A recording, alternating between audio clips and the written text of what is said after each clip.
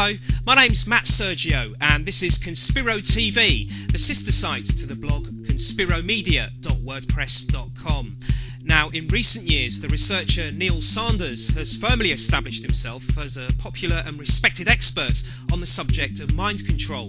Late last year, he released 2 books under the umbrella heading of Your Thoughts Are Not Your Own, Mind Control, Mass Manipulation and Perception Management. Well, I'm very happy to say that Neil kindly spared some time to talk to Conspiro Media about Volume 2, titled Marketing, Movies and Music, which, according to its introduction, explores mass mind control and how different aspects of the media, namely advertising, news and entertainment, are used to manipulate perceptions of the world. Furthermore, it looks at how these seemingly separate entities may in fact be intrinsically linked to aspects of the military-industrial complex and broader mind control programs. Education, sales and marketing, politics, entertainment, celebrities, drugs and military and intelligence agency mind control programs are far more closely linked than it at first appears. In the following Conspiro Media interview, Neil discusses the hypnotic effects of TV and how our identities and perceptions of life have been moulded by the advertising industry. He also talks about Hollywood movie propaganda, the victimization of famous entertainers who've spoken out against the so-called establishment, manufactured pop acts, music as a form of protest, musicians' links to the military, the CIA's role in the rise and fall of the 1960s hippie counterculture movement, and its apparent complicity in the promotion of the gangster rap lifestyle and the East Coast-West Coast rivalry in hip-hop.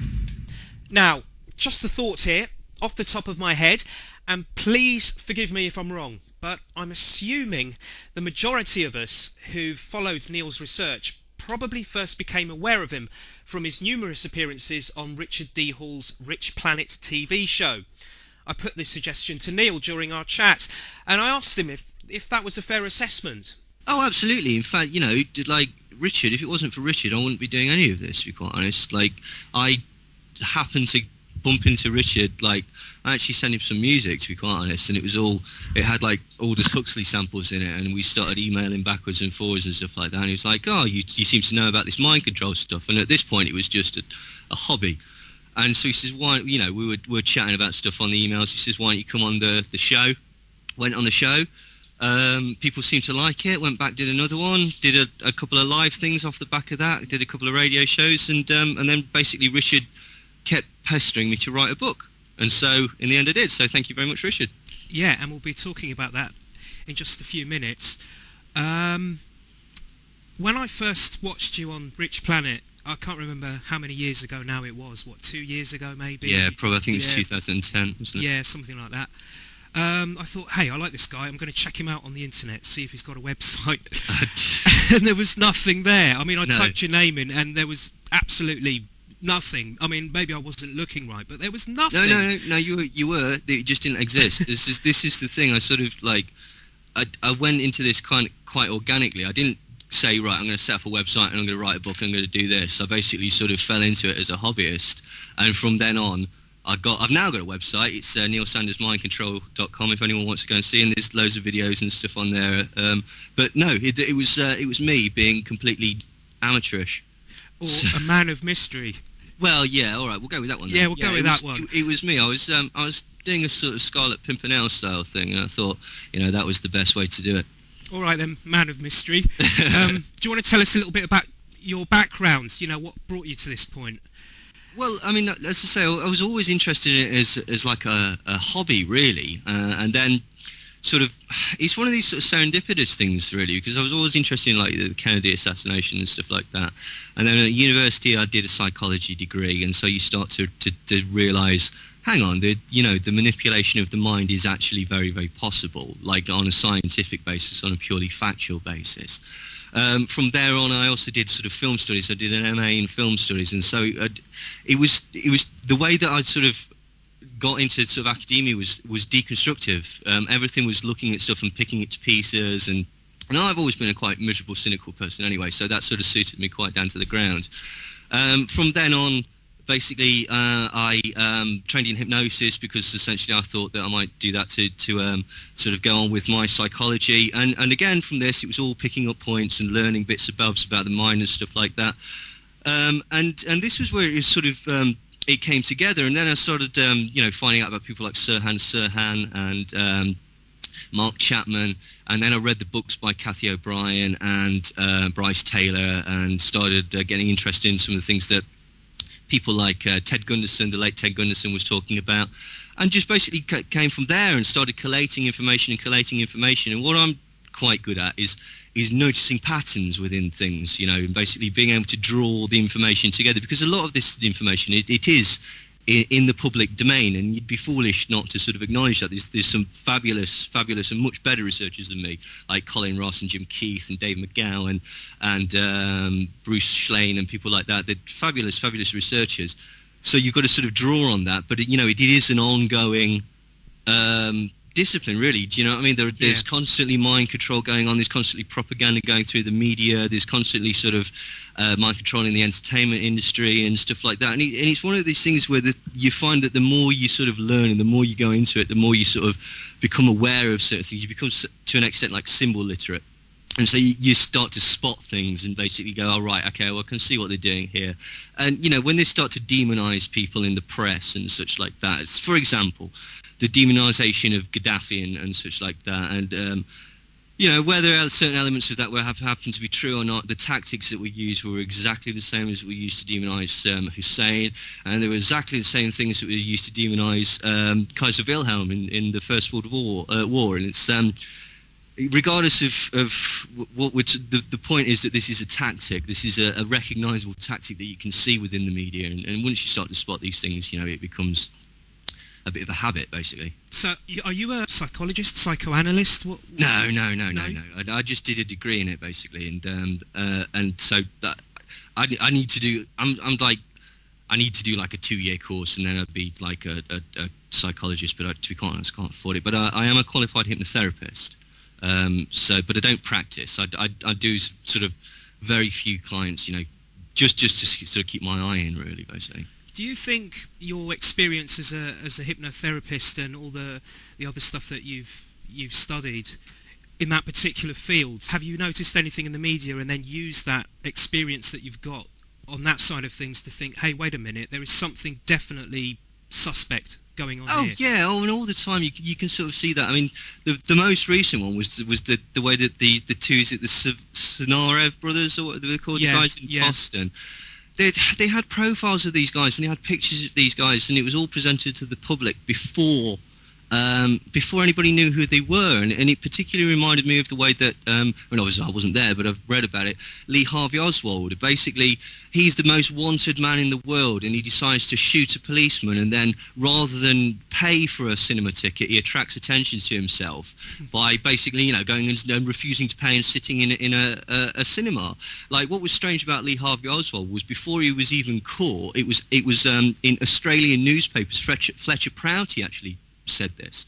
He said he was a CIA agent. He was in Australia at the time, and they had entire details of his backstory in the Australian press before he'd even been caught in America. And it's the same principle with 9/11, 7/7. I've said this before many times, but the official story of 9/11. These guys sort of leaving Korans all over the place, and and passports and all this.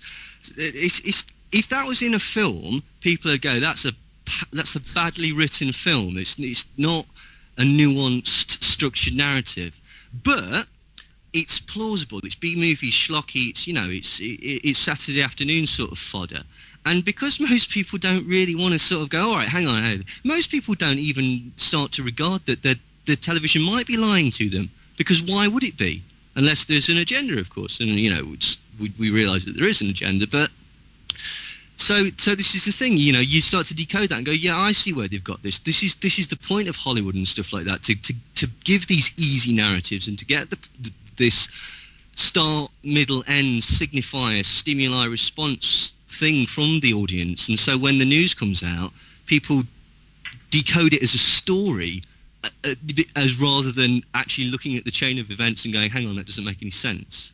Yeah, sure, and we'll be getting into that because I've read your book, your volume 2, but there's also a volume 1 which is called Mind Control, Mass Manipulation and Perception Management as well. Yeah. We'll briefly talk about that a little bit later as well if you like. Volume 2, Marketing, Movies and Music. This particular volume is, which I have in my hand here, it takes you through basically, doesn't it? It sets the scenario, it sets the context in chapters, and then towards the later chapters, you just spill it all out. Yeah, yeah. So everyone then understands what you're talking about because you've set the context in earlier chapters. Yeah. Yeah. Well, thank you very much. Very, very kind of you to describe it like that. But yeah, essentially that's it, because it's the techniques that we see in the mass media. It's this conformity, this setting of the status quo. Like to borrow a quote from Walter Lippmann, it's the manufacture of consent, or from Bernays, it's the engineering of consent, the sort of setting of what is the social norms and what is traditional life paths and what is traditional roles of people and what is traditional responses to situations and what is a reasonable thing to do, and how do you respond to the police, how do you respond to authority, and all that sort of thing. And this comes through the media, and it comes through advertising, and it comes through the normal entertainment media as well, basically. And it's a lot of it is massively coercive, and people don't realise that it is coercive because it's so well designed and disguised. And the other thing is essentially that the majority, the important thing for any society is that people just don't start picking away at the sort of loose threads of it. And in order to that, basically, conformity is one of the main sort of mainstays of controlling a population. And this can go from sort of extreme things like pure Marxist states or pure Nazi states or pure fascist states, just down to basically the concept of who's doing well. I mean, what car have you got outside? Does that designate how well you're doing? It certainly does to certain people. And for example, in the Western milieu or the Western society, it is this constant keeping up with the Joneses and this sort of class fear of falling behind other people or not keeping up with other people, not being in on the trends and stuff like that, that basically causes people to be so focused on this that they don't have time for anything else. And so that in itself is a form of coercion. And you deal with a lot of that in chapter 1, which is called Branding, Sales and Perception Management. Yeah. I've got a sneaking suspicion I'm going to mention this guy's name. I've got it written here, and everyone that's listening to this is going to say, yeah, we know him, and that's Edward Bernays. Yeah. Genius, mad genius, if you could call it that. Well, maybe not mad, but evil genius, let's say. Yeah. I don't know. I don't know, Neil. I think you should tell us a little bit about Edward Bernays, because just in case there are people listening who might not know who he is, and it also sets the context for what we'll talk about afterwards. Do you want to explain a little bit about this nice guy? Well, I mean, where Edward Bernays essentially got his start was in Wellington House and Crewe House, and these were actually propaganda houses for... and this is where Walter Lippmann as well got his start. And these were basically in England under a bloke called Lord Northcliffe, who at the time was a sort of massive paper magnate. And essentially they were writing propaganda. One of the most successful things that Bernays was involved with right at the start was the use of words. And this came from Tavistock, which is the British Psychological Institute. And for example, we don't have an invasion anymore, or we don't overthrow a tyrant anymore. We basically have a regime change. We don't have civilian deaths. We have collateral damage. And one of the most famous ones that he came up with was terming people isolationists. And this is a derogatory term that basically made you feel shame. And so anybody that was opposed to America joining the war was an isolationist. And this was, put about in kind of in a similar way to the way that basically recently they were doing like freedom fries rather than French fries and stuff like that. I think actually during the First World War they changed sauerkraut's name to something like freedom cabbage or something ludicrous like that. Again, I think that was Bernays as well.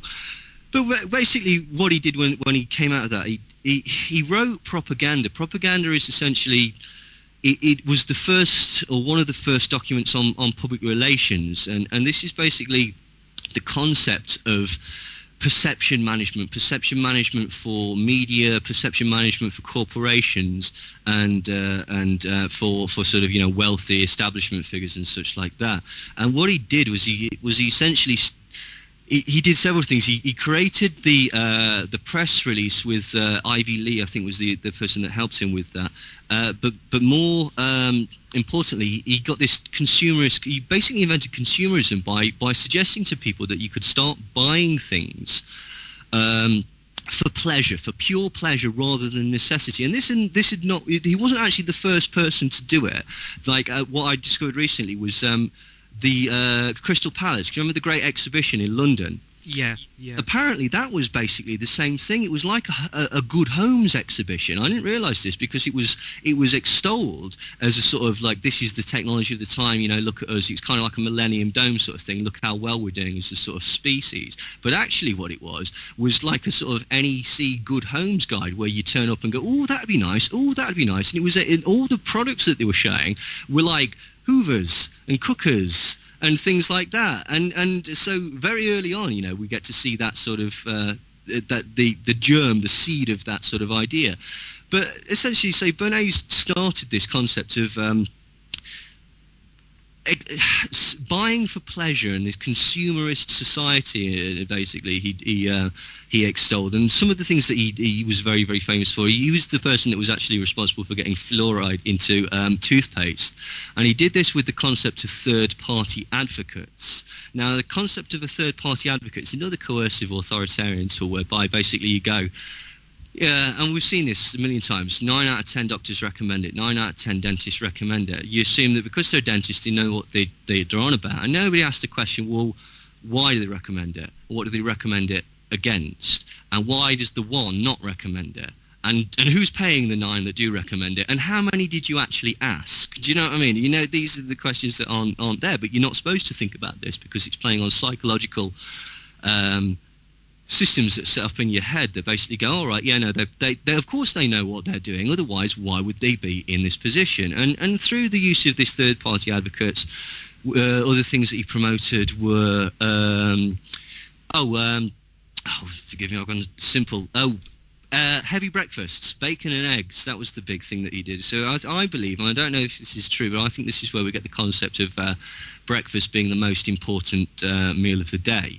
Because essentially, basically, what he did was he got a load of his friends who happened to be doctors and said, look, do us a favour, recommend that a large breakfast is the healthiest way to go. And so he goes, yeah, brilliant, okay, fine. And then he sent it to other doctors, and they says, well, you know what, if all of these doctors say that, we don't want to look stupid, so yeah, we'll say that's our recommendation as well. It wasn't their medical recommendation. They just happen to be doctors, but this is where you get the concept of clever weasel words and stuff like that.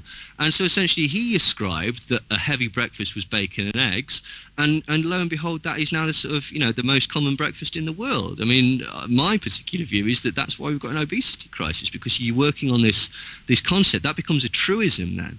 You know, people say, oh, most important breakfast of the day. Yeah, maybe, if you're working down the mines. But, you know, we're not. Most people are sat behind a desk all day, aren't they? So, you know, I don't think that's necessarily the case. The other famous thing that he did was utilising the press release, because essentially he was one of the first people that noted that basically if you sell something through the press, people don't realise that it's an advertisement. You know, they think that it's a story. And so he set up photo opportunities, and the famous one that he did was, I think it was in New York. It was the Torches of Freedom, where essentially he got a load of really attractive debutantes to sort of turn up, and on his signal, they all whipped out a Lucky Strike cigarette and just lit it up. And basically, in the press, this was reported as these women are bravely breaking taboos. They're standing up for their own independence. This is a sign of feminism. And so immediately he attached the concept of being an independent, strong female to the concept of actually, you know, smoking, and by this popularised the concept of women smoking. And in your book, you also talk about diamonds. They actually hired Hollywood movie stars to make diamonds popular. The whole diamonds thing is a construct, basically, isn't it? Oh, absolutely. I mean, this is. I mean, that's just to give you an idea. That's where it sort of opens to sort of give you the concept that you can't trust anything. I mean, the whole idea that diamonds are precious or diamonds are rare is a complete misnomer. It's a monopoly by De Beers, which is it was Cecil Rhodes' company essentially, and I'm sure your listeners know about Cecil Rhodes. Not a nice guy. Basically, what De Beers do is they've got all the diamond mines, they've got all the production, and they are the ones that set the price. I mean, even the chairman of De Beers has basically said that essentially diamonds are worthless. They have no monetary value other than that which is ascribed to them by society. And so what De Beers do is they're the only people that can mine the diamonds, they're the only people that can present them, and they do shows around the world, like once or twice a year in various places, like Amsterdam and places like that, and I think it's Belgium, but could be wrong. And they basically, if you want to buy diamonds, this is the price, and we're the only people that sell them, so this is what you're going to do. And and this is exactly what they did. It's they got Hollywood celebrities to wear them, and they also started running stories in newspapers again and suggesting things like, what would be a really good way of showing your love for a woman? A diamond engagement ring. A diamond engagement ring, and they put it about, again, this keeping up with the Joneses concept, that basically the larger the ring or the larger the diamond, the more you must love this person, and they even put it about like how many months' salary is the normal sort of level for what you should spend on your fiancée. And obviously this is different all over the world. And I had this conversation with somebody else, basically. They said, it's 3 months. Like, not with the girls that I work with, it's not. Like, you might get a drink out of them for that. But yeah, no, it's crazy. I mean, and this is the whole point. I mean, and even today, I know on your site, particularly you've got, at the minute, you've got this stuff with Scarface and, Professor Griffin, stuff like that, which is absolutely bang on. But that's one of the sort of concepts as well, this sort of conspicuous consumption in hip-hop, and the artists wearing diamonds, like huge diamond chains and stuff like that, spinners and things like this, yellow diamonds and all this sort of stuff. That's monstrous, really. I mean, that's absolutely monstrous. I mean, but that is for me, that's kind of like a sort of, that's an example of society, because, you've got the concept of hip-hop starting with Cool Herc and stuff like this, and, going through fabulous groups like Public Enemy and stuff like that. What have we got now? We've got conspicuous consumption and basically childlike lyrics, like, terrible stuff with basically Lil Wayne, Rick Ross, complete fraudulent pantomime characters, like, basically, and all they're saying is, I go to bed with loads of girls and I've got lots of money, right? And basically, these are the guys. I mean, people don't. It's not as simple as monkey see, monkey do, but this is another example of third-party advocates for some people, because they're the alphas, they're the alpha males, do you know what I mean? And so basically they're doing really, really well. So you'd be stupid not to want to emulate them and be in their position. But unfortunately, the way that you emulate these people is by being idiotic and being, lowest common denominator. And the point is that the concept of the diamonds worn by hip-hop artists is just ludicrous when you come to realise that essentially diamonds have no worth other than that which is ascribed to them by the public, and diamonds are essentially responsible for the majority of the sort of ills in the continent of Africa, due to the sort of control of the diamond mines, control of the sort of the shipping around of the product, and there's certain like sort of mafia style elements that are running the country like that in replace of trade unions and such like that. And so that in itself is just that shows how disconnected people are from reality. They're in this sort of secondary reality that is a construct. And again, that is the whole point of what people like Bernays and Lippmann were doing. I mean, Lippmann's concept, and it was a Bernays concept as well, this engineering of consent, it comes from the pictures that you get in your head, because if I say, like, gold or whatever, you go, a lump of yellow stuff, yellow metal in the ground or whatever. So if you've got this concept of what it is from the picture inside your head, you find a lump of yellow metal, for a time you're going to think brilliant, and you're going to react like you would react if you knew you had a massive nugget of gold in your hand. Okay? Who paints those pictures? Because unless you've sort of, this is the whole point, unless you've experienced this thing for yourself, where do you get these concepts of anything? And the easiest one to explain is the concept of a terrorist, because nobody's met a terrorist. or very few of us have met a terrorist or anybody who would be considered a terrorist, and yet everybody knows what a terrorist looks like, or what a terrorist supposedly looks like. It's a guy with a beard and a turban. It isn't, right? Okay, but why have we got that? Because this is what happens. This is through the concept of advertising. This is through the concept of social media, and this is through the concept of every type of media. The painting of norms, the painting of pictures that people take away, and 9 times out of 10 they're inaccurate because they serve a purpose. And children are really hammered when it comes to TV, to media, especially advertising. I mean, you ask any parent, you know, when it comes to Christmas time, it's Mum, I want this. I just saw it on the TV. I want this. I want this. I want this. Because people, again, they assign themselves to products. You know, you look at two or three kids, right? Okay, you can tell what genre of music, or you know what clique they ascribe themselves to by the products that they're wearing, and people don't seem to realise that that's like, you know, it's oxymoronical, it's ridiculous. You know, I'm punk rock because I wear Converse. Converse is owned by Nike, like, and you know, it's going against the entire concepts. You know, you don't designate you're designating yourself things by the ideologies attached to products. Essentially, you're putting stickers all over yourself. And again, another example of this is like, and you're right, get them young, get kids young, because basically you ascribe cult-like status to products. And a good one for this is like Adidas shell toes, right? Okay, because basically, like, if you're into sports, they're a basketball shoe. You're into skating, they're a skateboarding shoe. You're into hip-hop, they're Run DMC shoes, right? Do you know what I mean? And so you've got at least 3 or 4 different groups that basically ascribe their own particular ideology onto a product that is not necessarily none of them are true, but they're only hinted by the advertising agencies and stuff like that, so that basically you feel a connection to these things. And this is how they get you. And you're absolutely right, they are trying to get people younger and younger, because once you've got a brand loyalty, and once you've got that sort of embedded in you, it becomes very difficult, because essentially in extreme cases, your personality becomes a part of that thing. Do you know what I mean? And so to take that away from you, it's to almost rip away a large part of your psyche, and that's incredibly unhealthy at every stage. But that's how advertising works. And again, this comes down to sort of like Bernays, Littman, people like Christopher Lasch, right? Okay, psychological like schools of thought are very aware that there's a schism between the ego and the superego. This is, you know, the reality complex, if you want to sort of go Freudian with it. You know, we want to just do what we want, but we can't do what we want because of society and because, you know, other people's feelings and stuff like that. So you've got this sort of psychological schism, and what advertisers basically say, very subtly, is you can fill that gap with stuff. Keep buying stuff.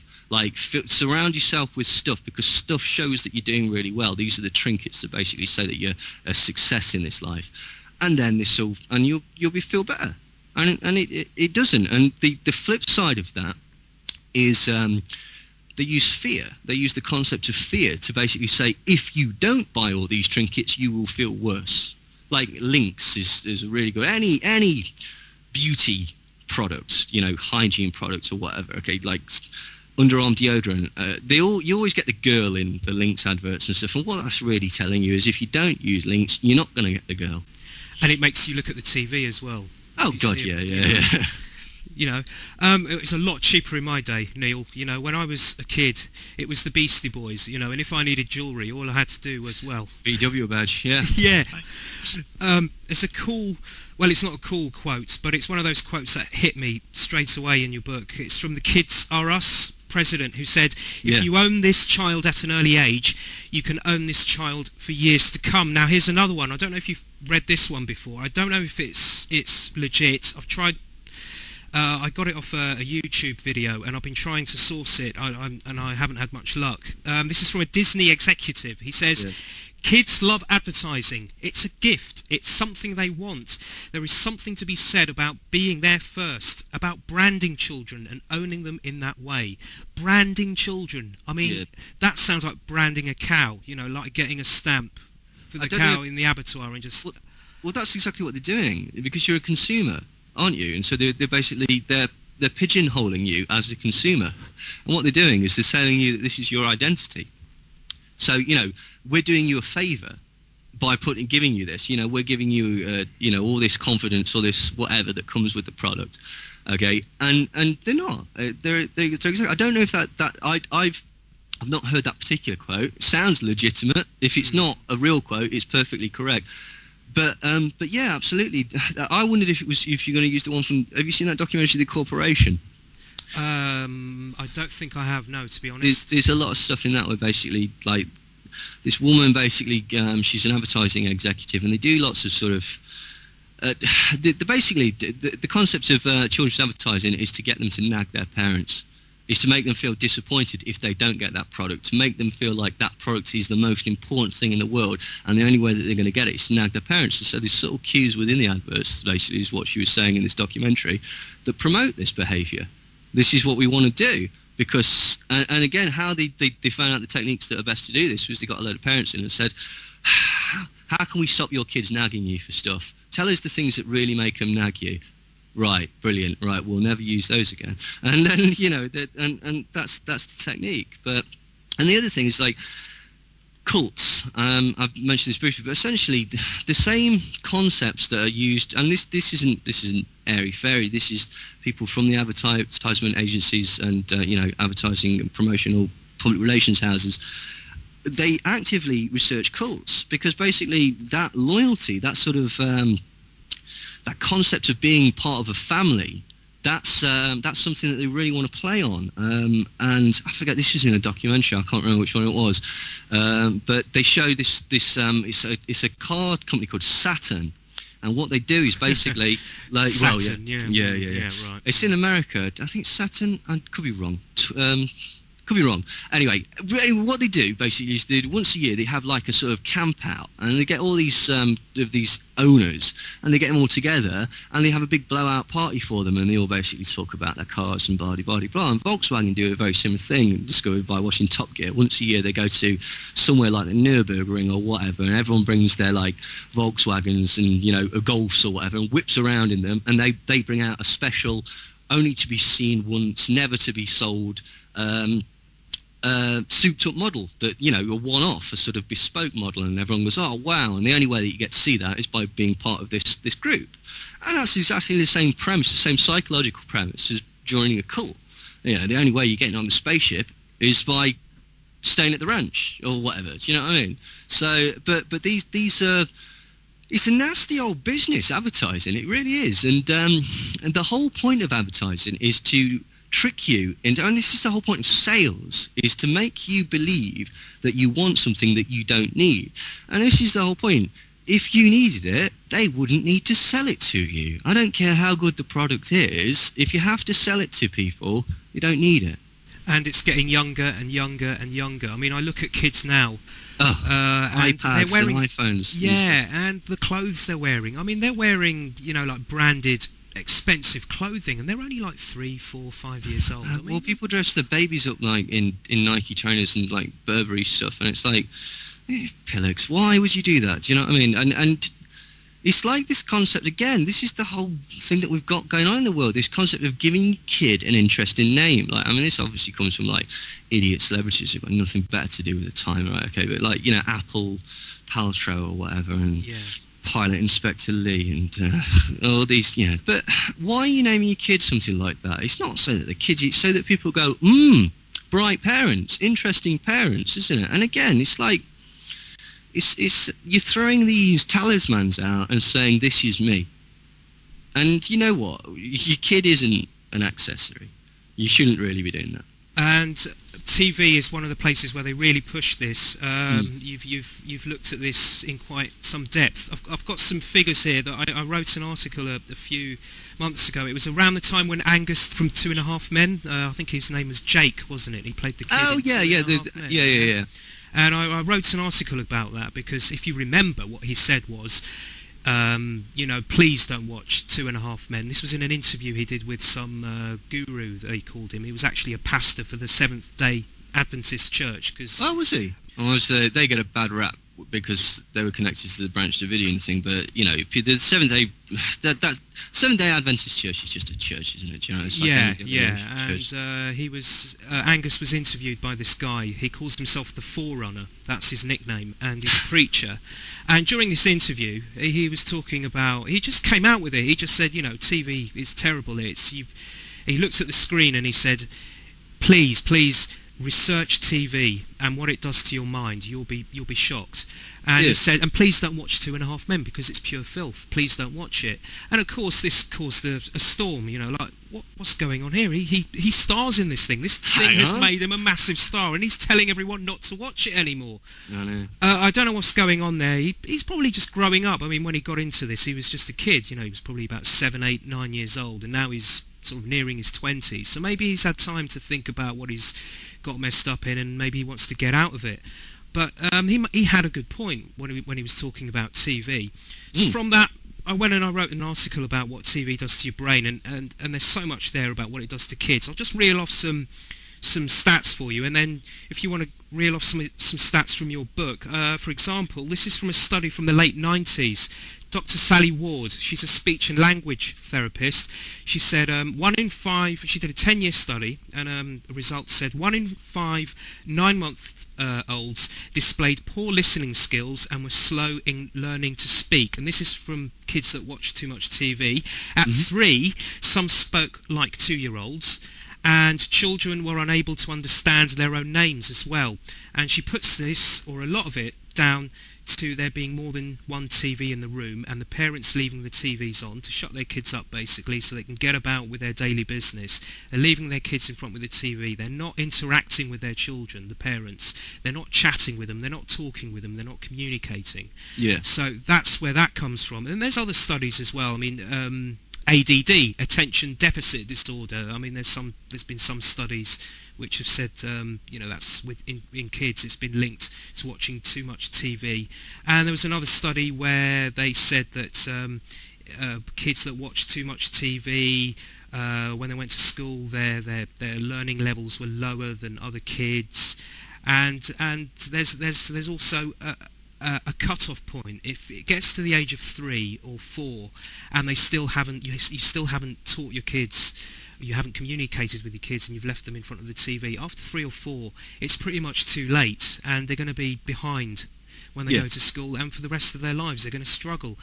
You've got some figures as well in your book. I mean, this is pretty heavy stuff, really. I mean, I don't think people realise how serious this really is. Well, it's not a person, is it? Like, I mean, I understand why people do it, right? Because basically the kids seem to be enjoying themselves. They seem to be interacting with the television, especially because, you know, it's like 2 + 2 is 4, Barney sort of stuff, and you know, like whatever it is nowadays.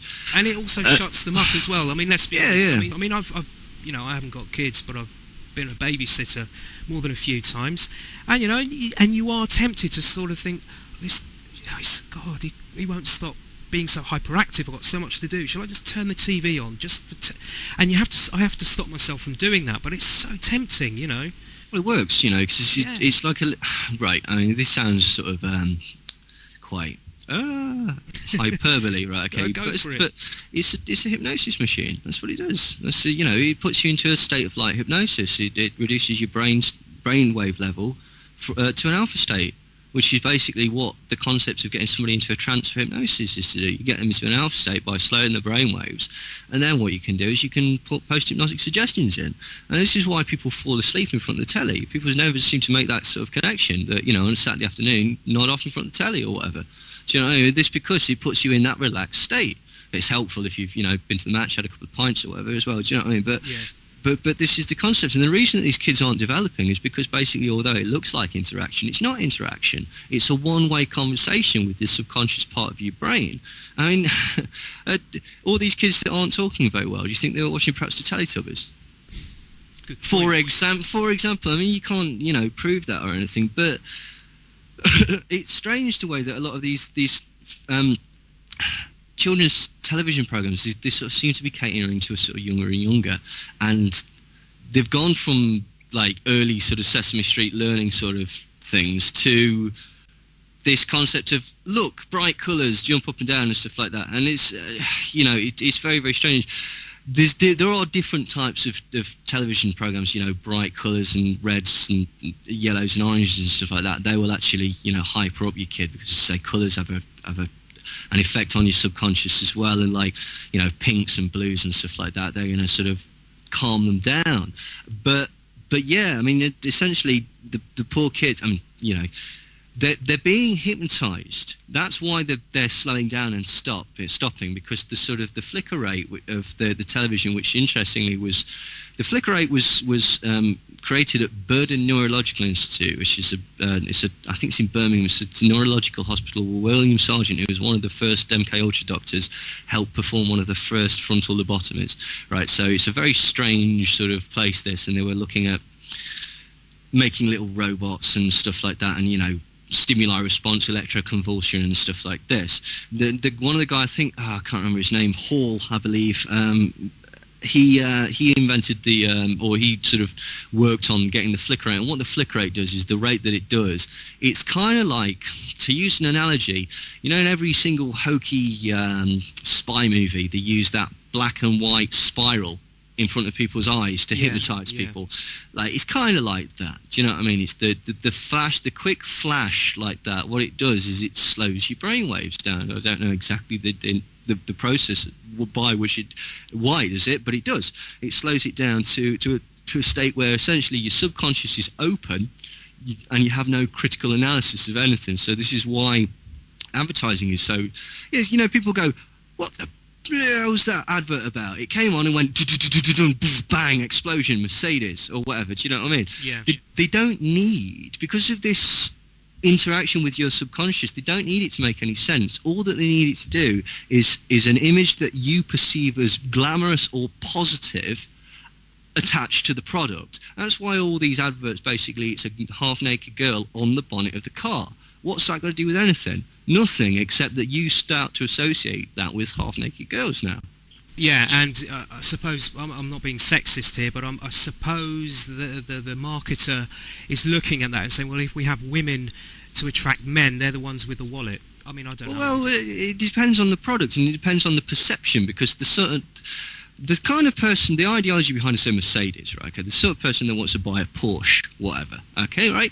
They've got a certain ideology and a certain outlook on life, and their yardstick might be very different to my yardstick, right? Okay, but they've got to play up to that character that this person is also playing up to, because he's getting signifiers from advertising and telling him that this is how you do it. You need to get the Raymond Weil watch, you need to get the Hugo Boss suit, you need to have the Porsche, you need to have the Filofax that used to be in the red braces or whatever. Do you know what I mean? These are symbols and signifiers of how well you're doing, and so that concept is good to that person.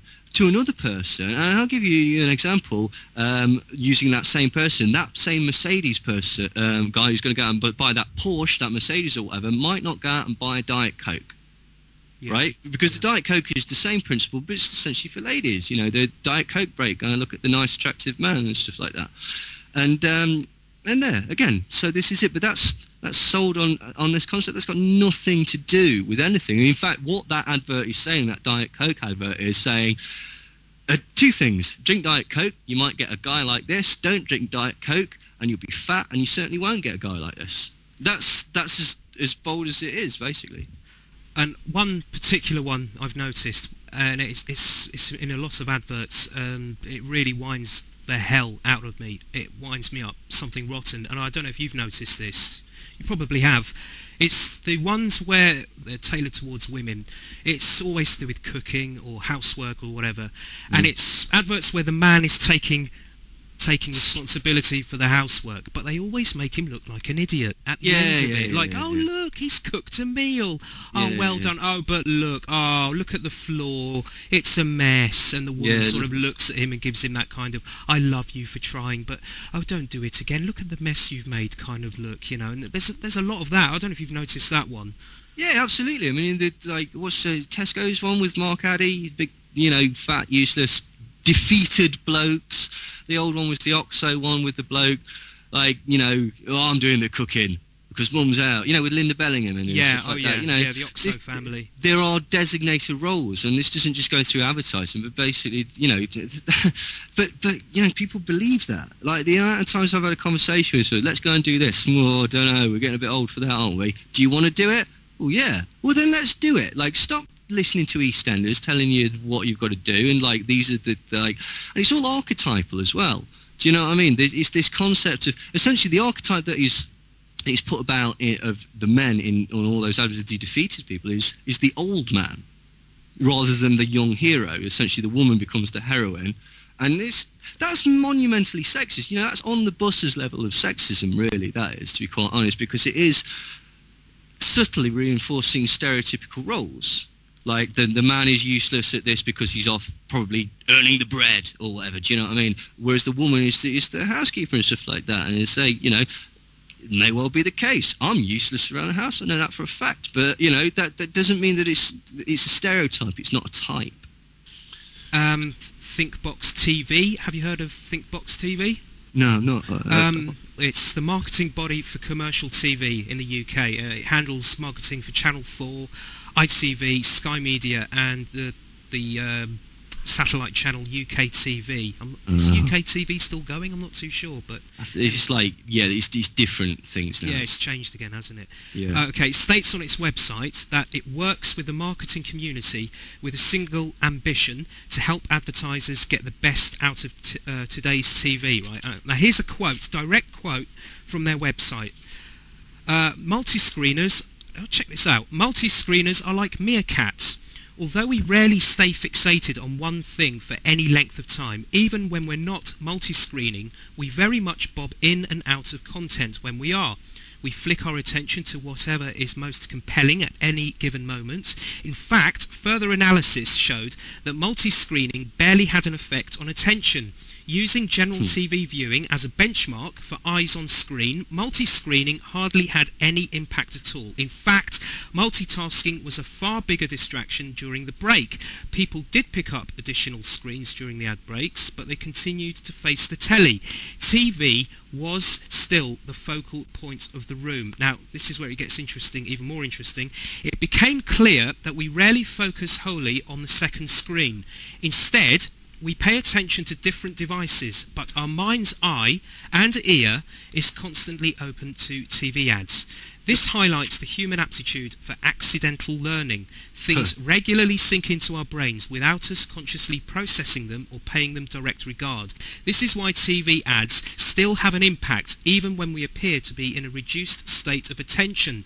This is one of the benefits of being an audio-visual medium. You don't have to pay close visual attention in order to know what's going on. In fact, our memory still stores them and brings them into play automatically when we make decisions. There you have it.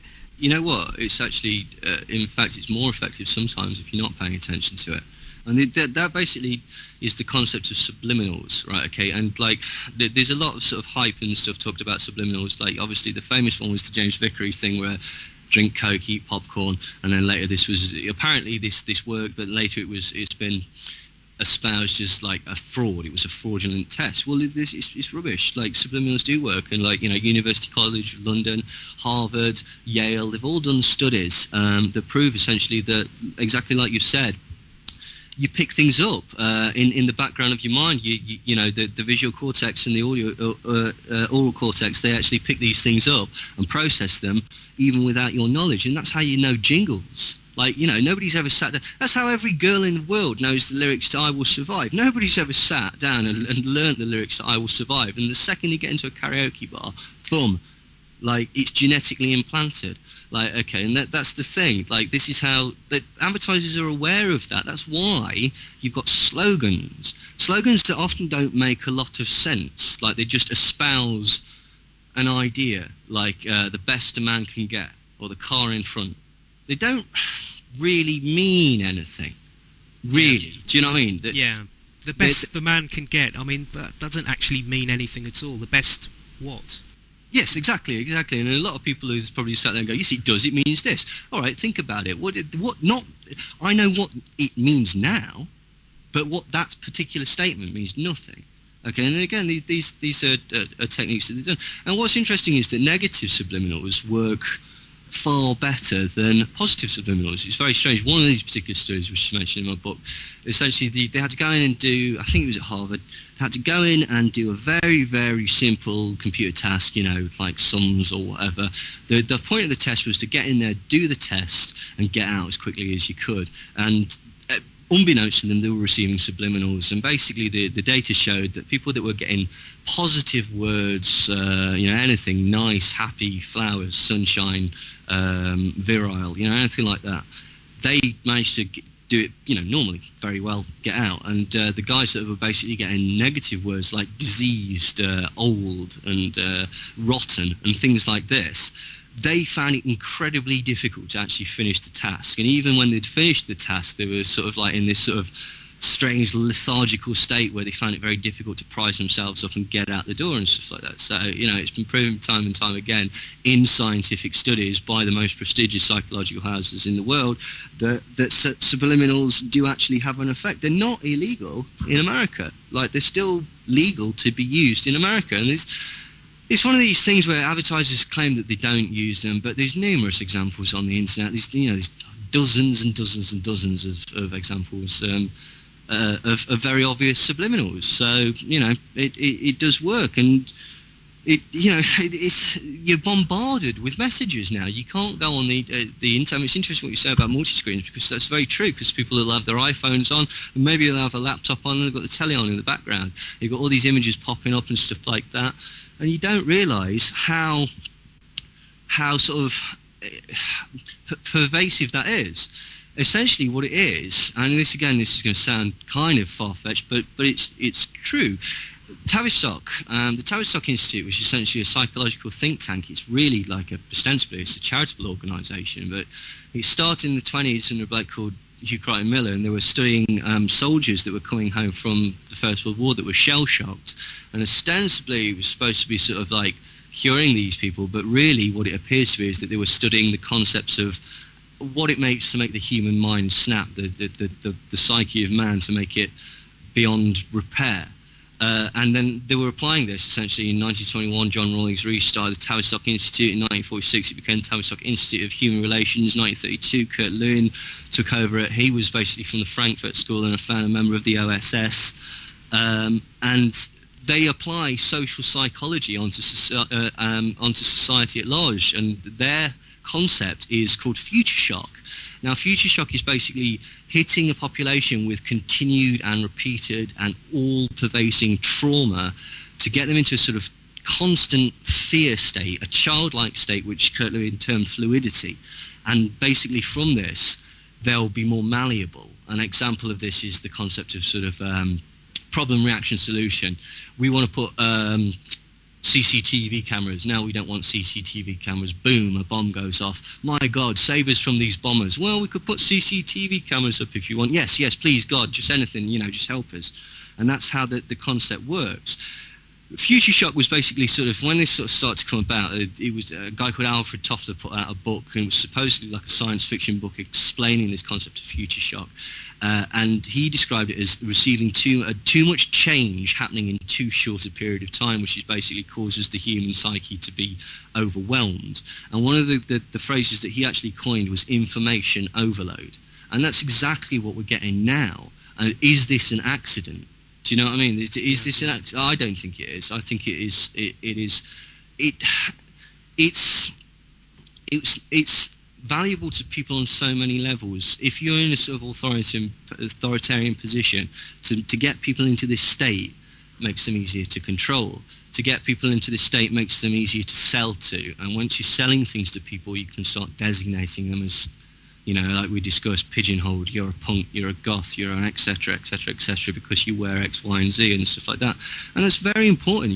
Coming back to kids, that was hugely important as a sort of starting point for getting your identity and your sort of your concept of your individualism when you're at school. I mean, when I was at school, the distinction was between people that listened to metal and hip hop and people that listened to dance music and rave.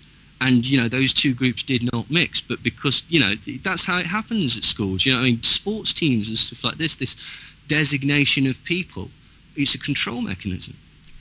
And of course, another way they control us is to shape our opinions as well.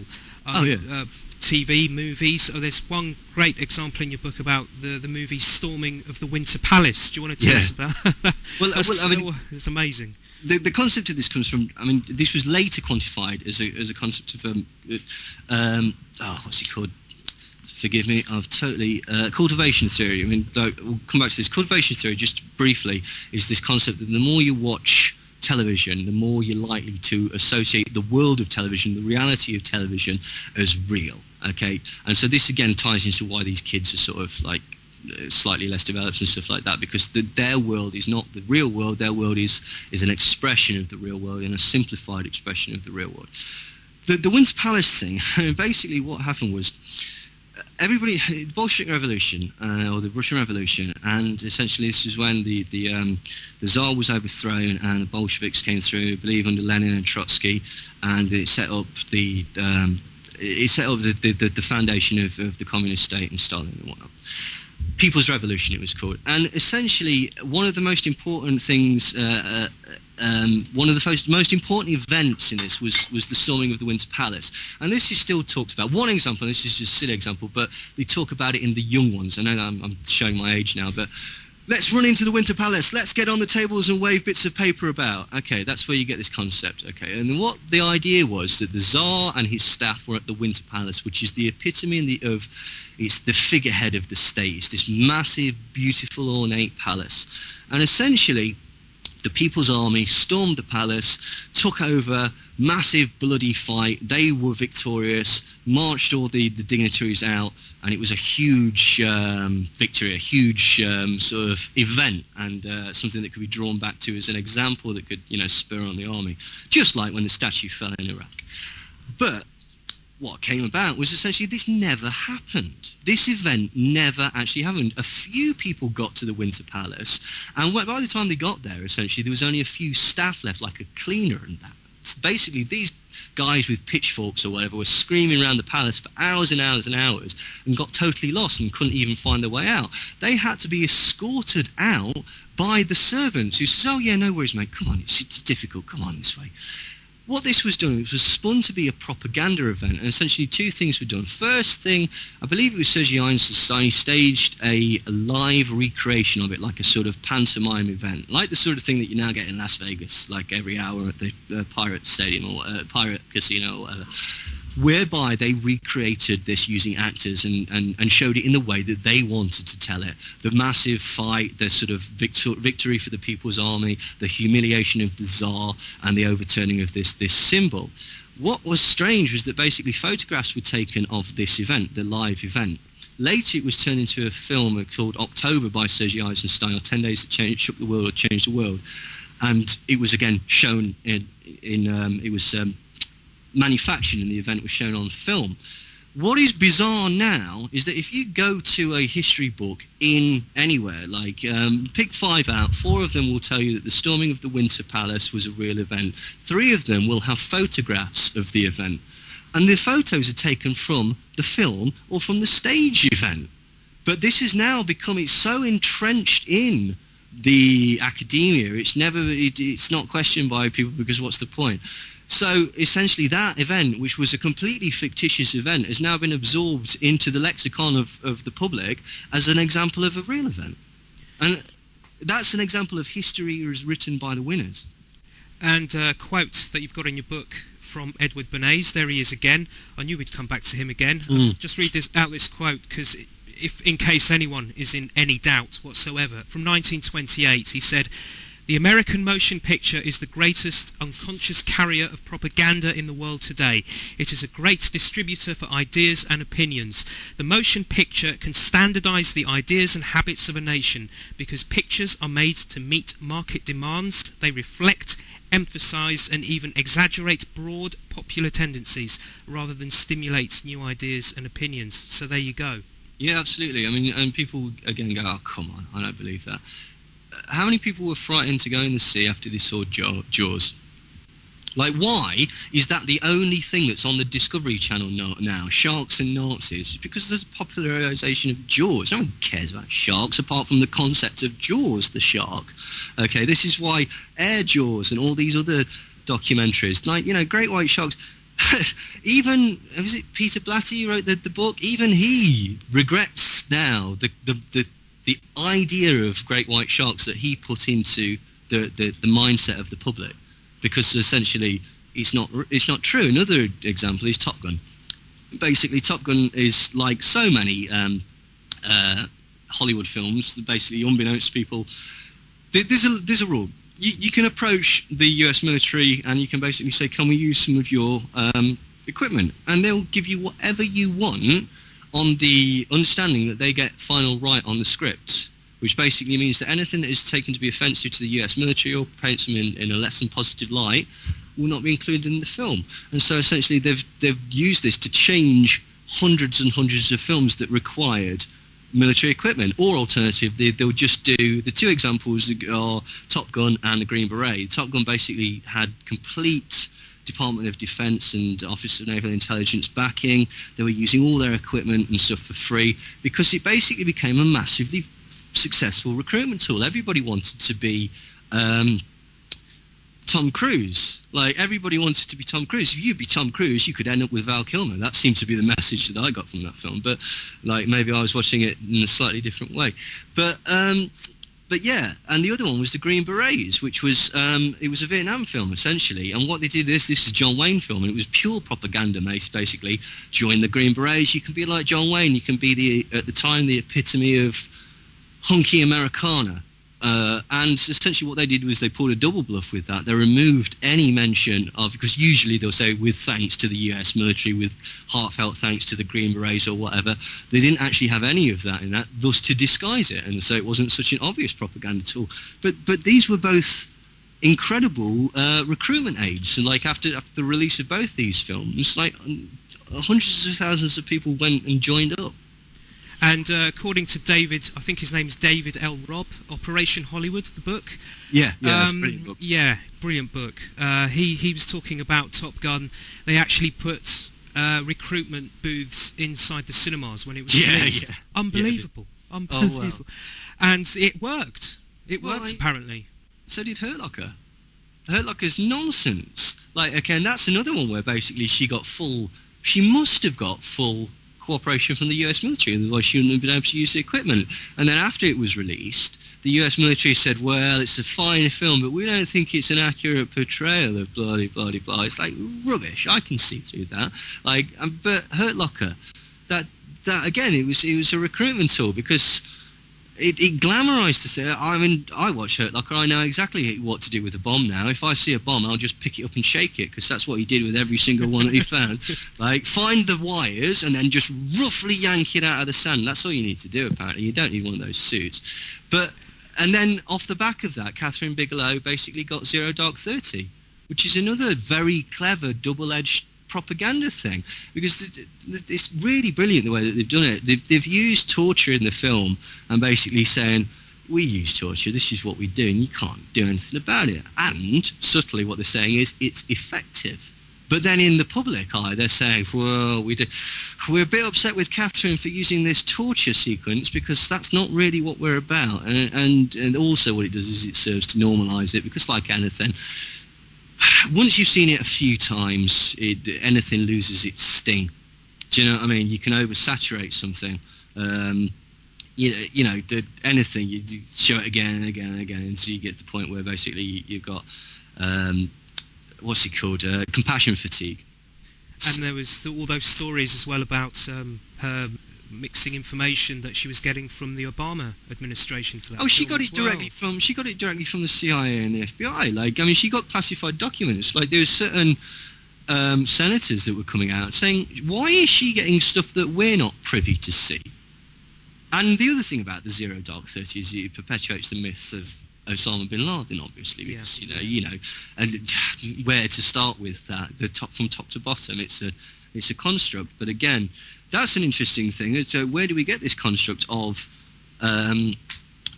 suddenly it's gone from Russians to Muslims. Nobody seems to, like, if you ask the man in the street, they'll probably say, that's just because that's the way it happened in the world. Is it? Because basically we start getting a primer for this. Like, what's interesting is in Rambo 2, the Taliban are on Rambo's side against the Russians, right? Okay, True Lies comes around, and we've got Islamic Jihad, and what's that terrible film? Then you've got all these films that are coming out.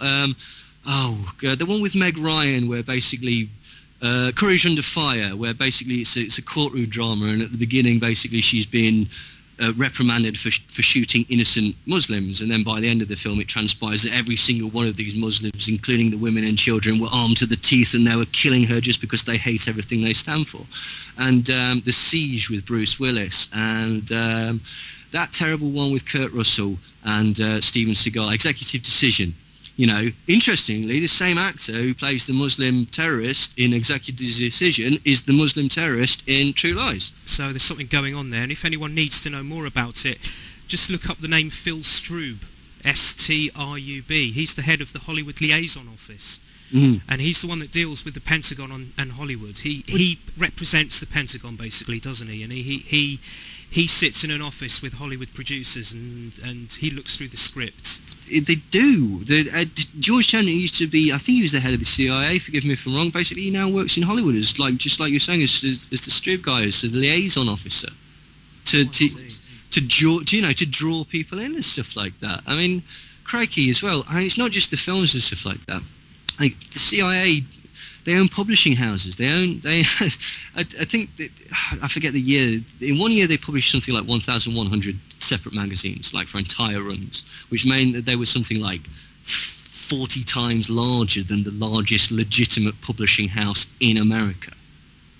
Like, and again, you wouldn't assume these things because, why would you? But again, certain books, certain magazines, certain television programs, they've got a traits to them, traits that sort of seem to support an ideological sort of standpoint, or seem to sort of push forward an agenda, or if really just reinforce stereotypes. That's what a lot of them do. Like, and again, it's all done through very subtle signifiers, symbols, and stuff like that. That again, people don't sort of seem to pick up on because they're conventions of film, and why would they? And it's stuff like black hat, white hat. In the old westerns, like that you could tell who the good guy was because she was wearing the white hat, and you could also tell. This is another one. Like, it still tends to be pervasive now. Good guys tend to come from the left of the screen to the right of the screen. And that's purely, it was a practical thing because in westerns you needed to see the cowboy's gun in his right hand, the good guy's gun. But that is still sort of used. Anything can be used like that. You put a camera beneath somebody and look up at them, and you can make them look scary or imposing or authoritarian. You put a camera looking down on somebody, it makes them look weak and diminished and stuff like that. You put a dog with somebody or a baby, and all of a sudden, it doesn't always work, because basically people tend to see through it with politicians holding babies and stuff like that. But, it's perfectly usable in films. Lethal Weapon, we know that, like Mel Gibson, he's not that mad because his dog likes him. Like, so dogs help you in films, cats don't. The nearest a cat's got to helping anybody in a film is in Alien, where they give you just enough time to turn around and catch it in the face. But yeah, you can't trust cats, apparently, according to Hollywood. And James Bond films as well, cats. Yeah. Yeah, exactly. But it's not true. It's not true. It's a convention. It's a Hollywood convention. But these conventions basically seep backwards from Hollywood into television because television is trying to sort of keep up with Hollywood and seem that glamorous and stuff like that, and seem less terrestrial and such. And then into advertising, and then by sort of osmosis into real life, and this is why you get incidents like the Winter Palace. Do you know in any shape or form how corporations, what their interests would be, corporations that run or own movie companies? I mean, do we have any data to suggest that these companies are hooked into defence companies, for example, or nuclear arms or anything like that? Because then, you know, you have to think, well, the film companies are getting something out of this. They're not just getting bums on seats. Are they also promoting the war for their own financial ends? Have you got any sort of data to back that up at all? Or? No, I haven't, but that's a very interesting point, is actually. I mean, oh, actually, yeah, sorry, mon Dieu. Yes, I have, actually. Yeah, basically, yeah, sorry. Dear. Yes, essentially companies like Time Warner have got connections to military industrial complexes like Lockheed Martin. So I mean, the example that I use in my book is Tupac Shakur's album. Tupac's first album came out and it was very successful at the time. I think it sold, you know, just under 500,000 copies or whatever.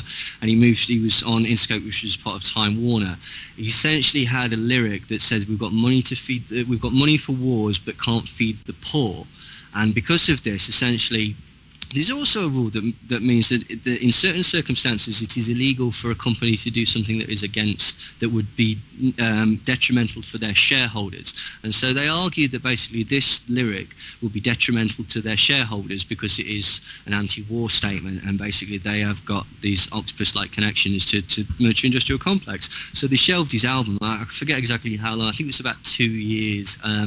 That they basically, you know, didn't put his album out, and that you know, again, that certainly does happen. That you find that companies have got these shareholder connections or these cross corporation sort of, you know, they're all in each other's pockets and stuff like that, and not officially sometimes, because, you know, and sometimes officially, and you know, they're connected to, that was the other thing I say, Time Warner is connected to certain oil companies and such like that, and so obviously war is good for oil because it pushes up the price and such like that. So yeah, that happens. So you do get the sort of yeah, you do get the censorship of artists because of a corporate level as well, basically. So yeah, that does. Sorry, I forgot about. I'd done this and saying that. Well, you can't remember all your book. I mean, come on, you know. And again, in terms of companies, they're all less and less companies are being owned. If you know what I mean. Yeah. It's like where I think with news companies, for example, there was a stat in your book. Well, with news this sort of changes because they sort of tend to buy into each other and stuff like that. At one point essentially there was 50 corporations that put out news media, that put out any sort of entertainment media essentially, and because of the conglomeration and the buying up and the sort of buying out of various things, it's now hovering between 5 and 6, because I think some sort of like Sony Bechtel sort of tend to sort of cross over with each other and stuff, and it's like Time Warner and Viacom and I think it's Westinghouse, but I could be wrong about that. The Disney Corporation and stuff like that. So there's essentially like 6 major corporations now that put out 95%, certainly in America, 95% of all media output. And so you've got to appreciate that these rules do trickle down. Essentially, you know, you could get away. If you're on a station that is affiliated with a larger station that's affiliated with an oil company, say, you'll get away with telling a joke once or twice, and then it won't be put on. I mean, you do get to see, you still see censorship nowadays. I mean, basically, Frankie Boyle was censored from the Comic Relief. Yeah, and they lied about it, basically. Says the reason that we censored it was because basically the crowd reacted so badly to him, they just roundly booed him for his entire set. No, they didn't. Go on YouTube. They loved it. It's just basically what he was. I'll tell you exactly what he said. Like, basically, he says, yeah, it's all very well and good as raising 80 million for Comic Relief, but basically we sell hundreds of millions of arms to African nations with which they destroy each other. So it's a bit of a misnomer. He says, so one country is going to get $100 million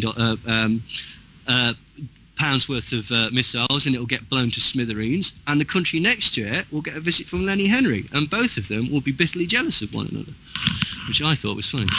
And I've seen that. Someone filmed it on their phone, didn't they? Yeah. Yeah, and there's no booing at all. Everyone's laughing their heads off. Yeah, there's a few sort of people sort of ooh, like that, but that's not. That's because that's the sort of comedy it does. But like, you know, but this is perception management at its finest, isn't it? Because it's the control of output, and the sort of trying to shaping public opinion and shifting public perception. Because there is basically a bit of a campaign, certainly within certain papers. I mean, it was proven in the Daily Mirror because he took them to court. Basically, they were trying to say that he was racist and such like that. So you do see the destruction of celebrities. George Michael got destroyed because he foolishly did an interview in the Daily Mail in which he said, "I've seen 2 Alex Jones documentaries. I'm very suspicious of the way that the towers collapsed on 9/11." And immediately he becomes persona non grata, and he's druggy George and falling asleep at the wheel and stuff like that. Do you know, I'll give you an example, right? Okay, right? George Michael falls asleep at wheel, crashes into a car just outside his house, papped all over the place.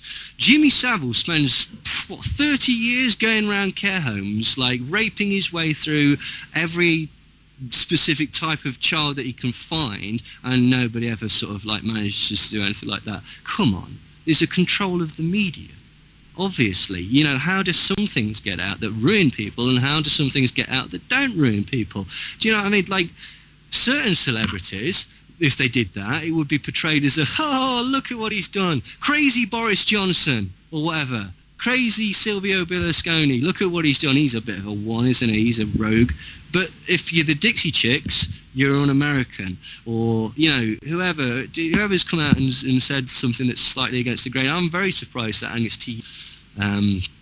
he's gone back and done a few more episodes, hasn't he? Yeah, I read last week they haven't signed him up for the next series. They're actually going to do another series, and they haven't asked him back. So whether that's anything to do with what he said, I'm not sure. But yeah, I mean, but again, you know, Hollywood's not a nice place. I mean, like, people have forgotten about Corey Feldman came out just after Corey Haim's death and said, look, the reason we were both drug addicts is because we were sold around by prominent pedophiles, like, throughout Hollywood, and this is not uncommon, and everybody seems to know about it, but it seems to be okay. And like, people go, come on, surely. Right, have you seen the pictures of Drew Barrymore, age 7 or 8, coked off her head, like in clubs in Hollywood? You know what? In Hollywood, if you're famous, you can get away with stuff, basically. That's the way it is. Like, you know. So, but something's happened with that, because he was going to name names and release a book and stuff like that, and he's all of a sudden gone very, very quiet. So whether he was told this wouldn't be a good idea for you, Corey. But again, numerous. It's rotten. The entertainment industry is completely rotten. Charlie Sheen's another one. I mean, he was an outspoken 9/11 critic, and then all of a sudden he went on to Alex Jones's show, and he was pretty nuts. I mean, I don't know if there's some kind of mind control thing there, or some kind of triggering system, I don't know, but... Yeah, I mean, possibly. That was the end of him, wasn't it, really? Yeah, I mean, and sometimes it's difficult to say with certain celebrities, like, do they mean well, or are they just... Is this... Charlie Sheen seems to be the fall guy for everything, right? Charlie Sheen protected the entirety of Hollywood when basically Heidi Fleiss was going to come out with her little black book. Like, she was beaten up and sent to prison, and rather than a whole litany of names, the only celebrity that came out of that was Charlie Sheen. Okay, she knew politicians, she knew everybody, and there was a suggestion that a lot of her girls were underage. There was also that Hollywood madam that was going to trial a couple of years ago, and she said, "I'm going to come out with the names. I don't give a, I don't care."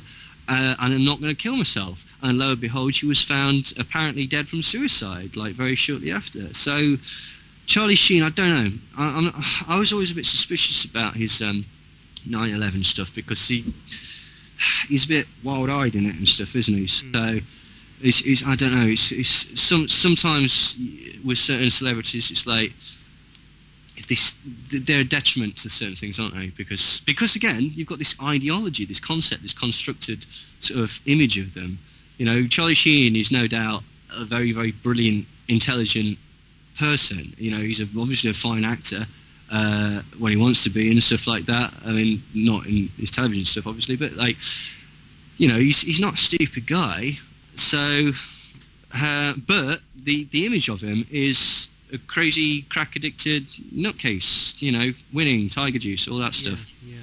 So, I mean, I don't know what that is. I mean, because there is an argument that could be made of, oh yeah, do you believe that 9/11 was perhaps an inside job? Yeah, I think it's a possibility. What, like that Charlie Sheen that drinks tiger blood? Do you know what I mean? It's like a retrospective sort of attachment, but who knows? It's an odd one, that Yeah. one. I don't know what's going on there, but I just thought it was a bit odd. You know, he was all up for doing a lot of 9/11 truth videos and documentaries and Got in talking touch about it. with Obama and stuff, didn't he? And And then drops off. it just dropped off. This telephone conversation where he just seemed to go nuts, and then that was it. You don't hear him talk about 9/11 anymore. It's just stopped. I mean, Completely stopped. it's certainly possible. I mean, it really depends, sort of like how far you want to sort of go with that, because there's rumours, obviously. I mean, Roseanne basically very recently came out on Russia Today and said, yeah, MK Ultra is still very prevalent. She's done it before. She's been on Larry King and started complaining about the microchips in her head and stuff like that. If you look at the backstories of people like Carrie Fisher, maybe, you know, Yeah, electroshock, wasn't it? Oh yeah, absolutely, and yeah, there's a lot of that. Yeah, I mean, it's plausible. I mean, it's one of those things where how far does it go? Because like I don't believe that absolutely every single person within the entertainment industry is like, right, okay, we're signing this kid. He's got talent. John, we need a hospital room. I don't think it's like that. Like, and I don't think it needs to be like that, because to say you can coerce people. Yeah. Whereas some people that have gone through, say, Disney, Jodie Foster, like, you know, she was a child actress at Disney. She basically a lot of sort of turmoil in her life, the connection to John Hinckley and such like that. That seemed to be, you know, I don't know about that. I wonder if that was like a warning to her. Maybe that's very paranoid and it's all speculative. But do you know what I mean? Like certain people. Britney Spears, you could make an argument that perhaps she was involved in something from a young age, maybe. It depends, because, I mean, it sounds very, very unbelievable to a lot of people, but when you know about the sort of background in MK Ultra and the sort of tests that they were doing on children, and then you understand that the connections between, like, for example, the FBI got in touch with Disney and basically did, like, the FBI were behind a lot of Disney scripts, you know, told them to change these sort of things, but also gave them certain favours, you know, like, you know, let's sort of, you want this land where it's going to be difficult. Of course, if you knew John here, it'd be a lot easier. And, you know, but we want you to do 2 cartoons that basically hype up the space race or something like that. You know, anything like that. So these things do happen. It sounds very far-fetched, because essentially that's one of the best mind control techniques in the world, is the concept that none of this could be possible, and why on earth would people be doing that? I think one of the strongest cases for it, I don't know if you agree, but when you look at books that Fritz Springmeier has written, just for one example, and then you look a few years later at what's happened in pop videos, when you see ripped teddy bears, or you see occult, you know, symbols which fix the mind control, they do seem to link back to what he was writing about years before. So it does make you wonder, because otherwise you think to yourself, well, why is there a ripped up teddy bear in this video? The singer's got nothing to do with it. Yeah. The singer's got nothing to do with it. The lyrics have got nothing to do with it. What's going on, you know? Well, I tend to agree with that, and there's one thing that you can't deny, is that the symbology is certainly there, and a lot of it is symbology that basically, unless you're very, very literate in the symbology, you would not pick up. However, just like some of it, right, okay, I know it's not all of it, okay, but some of it, there's a real fashion for it at the minute, because, and I'll tell you for why, because if you put a inverted pentagram in your music video, right, okay, A$AP Rocky did it recently, it's all over all these people saying, oh, this proves that he's in the Illuminati and stuff like that. Possibly, I'm not discounting it, but I tell you what it definitely does, it gets him like at least 1 million more views on his video. Yeah. And there's a weird thing that has basically been highlighted. I mean, I talk about this in the book with the concept of poles. We're psychologically wired to go towards the winner. If you go on YouTube and basically, I've done this, and it's stupid. Like a documentary that you want to watch or something, and you look at it, and it's basically got 6 watchers and 5 dislikes, and you go, oh, I don't know if I want to watch it anymore. You can't help it. Okay, you will go back and watch it, but, like, you know, there is something in us that is psychologically wired towards the winners. And in polls, for example, basically they'll say in The Sun, oh, our poll shows that Cameron is 70% ahead in the polls. And so you turn around to your friend and go, oh, I read that Cameron is 70% in the polls. And then all of a sudden that becomes a truism that Cameron is 70% in the polls. And so you're more sort of perhaps likely to, well, let's go with him because he's going to win anyway or whatever. And it's the same thing with YouTube videos. Recently, Justin Bieber, Lady Gaga, all these people were made to take millions and millions of views off their YouTube channels because they were fake. What they'd had is these people who were sat at Sony clicking on their video again and again and again and again to get this views up. Because this concept of popularity, particularly when you're a child, you want to be in with the in crowd. Yeah. So this is why these certain things are used, and you know, people would perhaps not make that connection. And don't get me wrong, like, you know, I can see it. I can see some of them are dripping with mind control. I can see some of them are showing you police state agendas and normalising certain things and making young slutty children cool and stuff like that. And you know, it's a fact. It is happening, okay? There's the whole sort of thing within this whole concept of hip-hop, which I know you've got on your website, this concept of ruining it. I know we briefly talked about it earlier with, like, you know, conspicuous consumption and, like, so it is certainly there.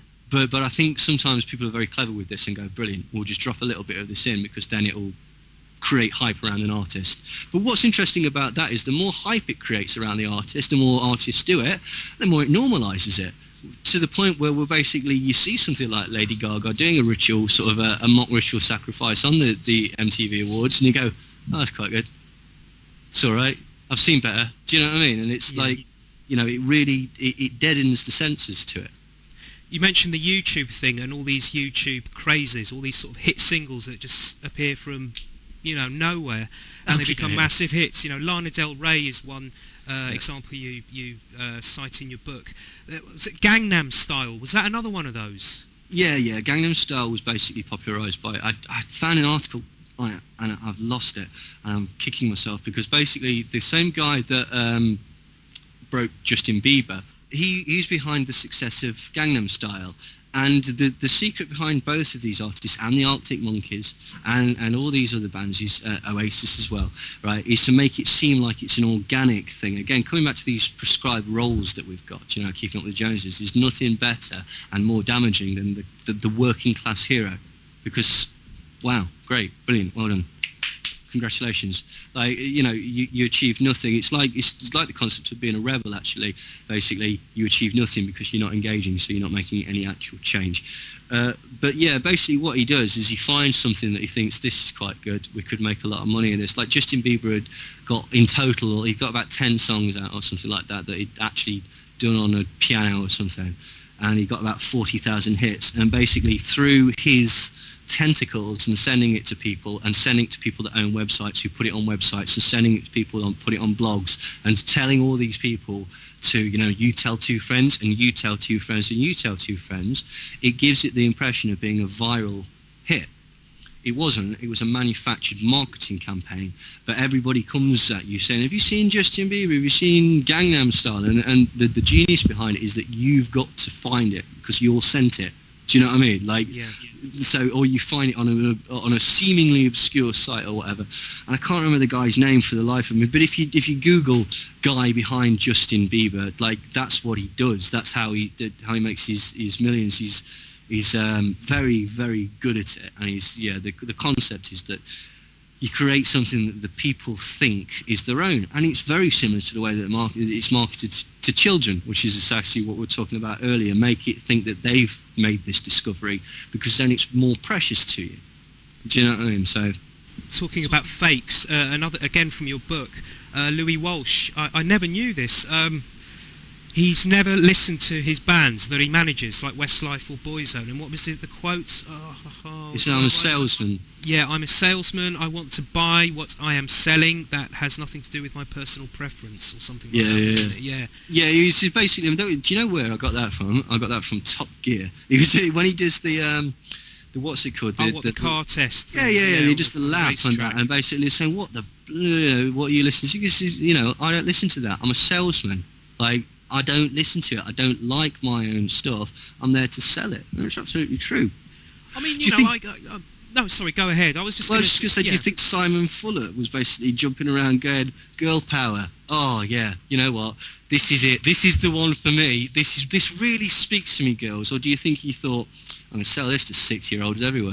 and guitar music's gone way down. I mean, if you think how popular it once was, in 2009, for example, only 2 indie guitar bands featured in the top 20 albums chart in the UK, and in the first 8 months of 2010, the sale of rock singles had dropped by almost 18%. When I look at that, and then I look at Louis Walsh, and I look at Simon Cowell, and I look at the X Factor, and when that started to become popular, it all seems to tie in all at the same time. I don't know. Well, yeah, I mean, it does, certainly, absolutely, because there's 2 things that are going on there, okay? Like, one thing is this constant, it's called the culture industry, essentially, and it's a school of thought that's basically, Adorno and Horkheimer, it's like, the easiest way, culture becomes like a factory, and essentially you knock out very easy, lowest common denominator stuff that's easily consumable, because essentially the human brain is built in such a way that you'll put up with a surprising amount of dreck for like small consistent pleasures, kind of like a rat in a maze sort of thing. Do you know what I mean? You won't strive to get the thoroughly wonderful experience because you've got enough average pleasures ticking along and stuff like that. So that's certainly true, and I do think that there is a marked dumbing down of music and dumbing down particularly of lyrics. I mean, right, this is an example. I was pointed out this by a friend of mine, like, the use of like baby talk in songs. There's a guy called Jim Jones, he's a rapper, and he's apparently affiliated with the Blood Street Gang, and he's got a song called Na Na Na Na Na. He's in his 40s, for God's sake. Do you know what I mean? Like, it's like that. Do you think Chuck D would do that? No, exactly. Do you see my point? So there certainly is that. I really do think that there is a lowering of the tone and stuff like that. Trap beats, which is really popular at the minute, like as opposed to sort of sample beats and stuff like that. You know, like Gucci Mane and Rick, Waka Flocka and Rick Ross and all these people use like track beats. The reason they're using track beats is because you can do it on a program called Fruity Loops. Okay. It doesn't mean that some of these people haven't got talent, but that's where it's going, because you don't need the equipment and stuff like that. And in a sense, that's quite good, because, you know, I'm all for punk rock, do it yourself and all that, you know, whatever. But the skill is not there. You can knock out a few track beats in a day or whatever, trap beats and stuff like that. The other thing, though, is that it is important to other markets that they are portrayed as the underdog. Like, for example, it may well be sort of dropping in singles and stuff like that, but the Download Festival is getting bigger and bigger every year. Do you know what I mean? Like, Reading has now got an established metal day and an established punk rock stage and an established hardcore stage. Okay, so the actual certain bands are doing very, very well. Slipknot are doing all right. Do you know what I mean? They have got actually a massive corporation behind them and stuff like this as well. But it's important to other artists for them to feel like they're part of the minority. Do you know what I mean? Like, because, like, yeah, no one listens. This is my thing. This is my thing. So I think you're right. I think there is a dumbing down, but I think that is also utilised by certain things to make their particular market seem more exclusive. Do you think it's a complete money thing with the record companies, or do you think there's an agenda here to sort of stamp down on real, genuine people that are trying to write music with something to say, do you think? That's a tricky one, really, because, because there are artists out there. I mean, like, you know, and don't get me wrong, so it's like, you can come across as, not you, sorry, I can come across as quite elitist, so slagging off all this stuff. You know, it's fine. You know, watch the television, listen to music. It's none of my opinion what you do. It's none of my business. I watched utter rubbish and listened to utter rubbish, like, because, you know, it's enjoyable, but, you know, just be aware that there are certain things behind it. It's not always just there for entertainment. And yeah, there are certain artists that are positive and such like that. A lot of them are independent. You know, you've got certain bands, No Effects, Leftover Crack, Immortal Techniques, very, very good, Jedi Mind Tricks, Public Enemy is still doing stuff, The Coup, you know, the Morning Glory. There's lots of sort of active bands and stuff like that that have got positive messages and things like that. A lot of them are independent. It's difficult to say. I mean, certainly you're not going to get... What is really interesting is that there's a Behind the Music on Green Day. Now, again, sorry, I'm not really slagging them off, but basically, like, this Behind the Music goes on, like, American Idiot was the most like a hand grenade going off in the conscious of America, like calling people American idiots and questioning the legitimacy of the war. Well, they were like this behind the music goes on as if like basically Green Day were the punk rock saviors. Do you know what I mean? Like, which is so far from.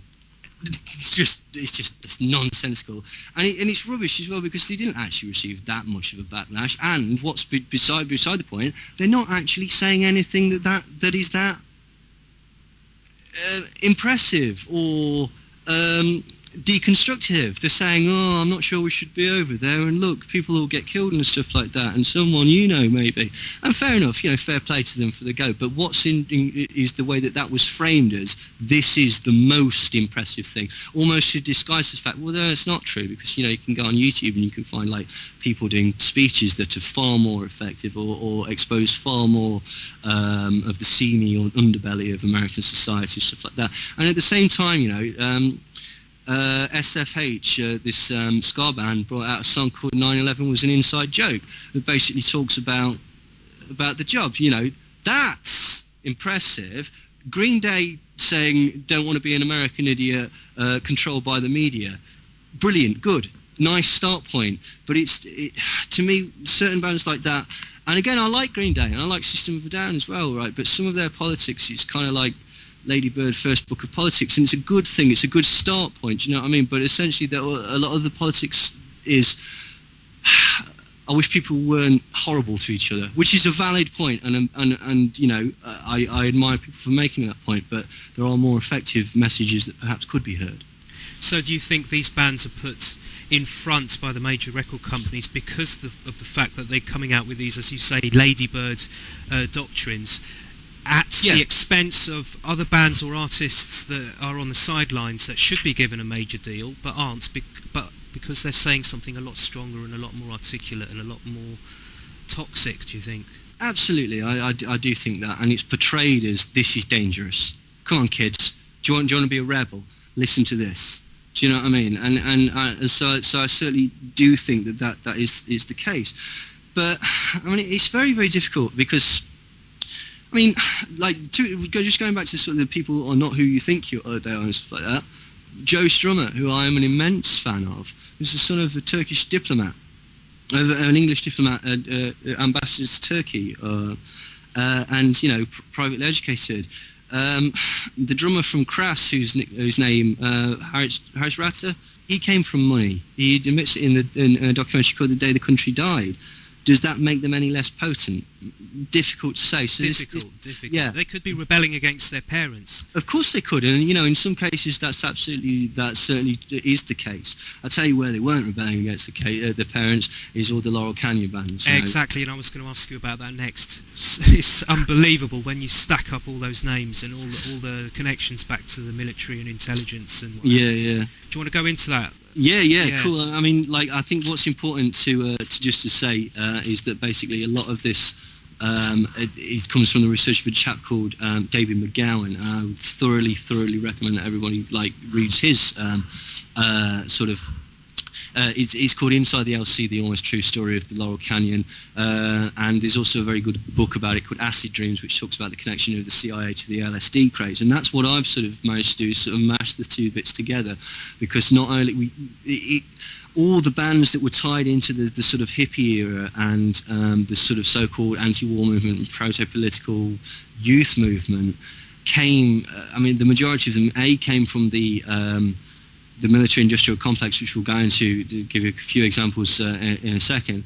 But it's very, very complicated. The sort of the concept and the construction of the hippie was very, very, very sort of tied into the work of a bloke called Herbert Marcuse, who was initially was Frankfurt School, and then basically went to Columbia University, which has got connections to Tavistock, and he was also hired by the Office of Naval Intelligence in America.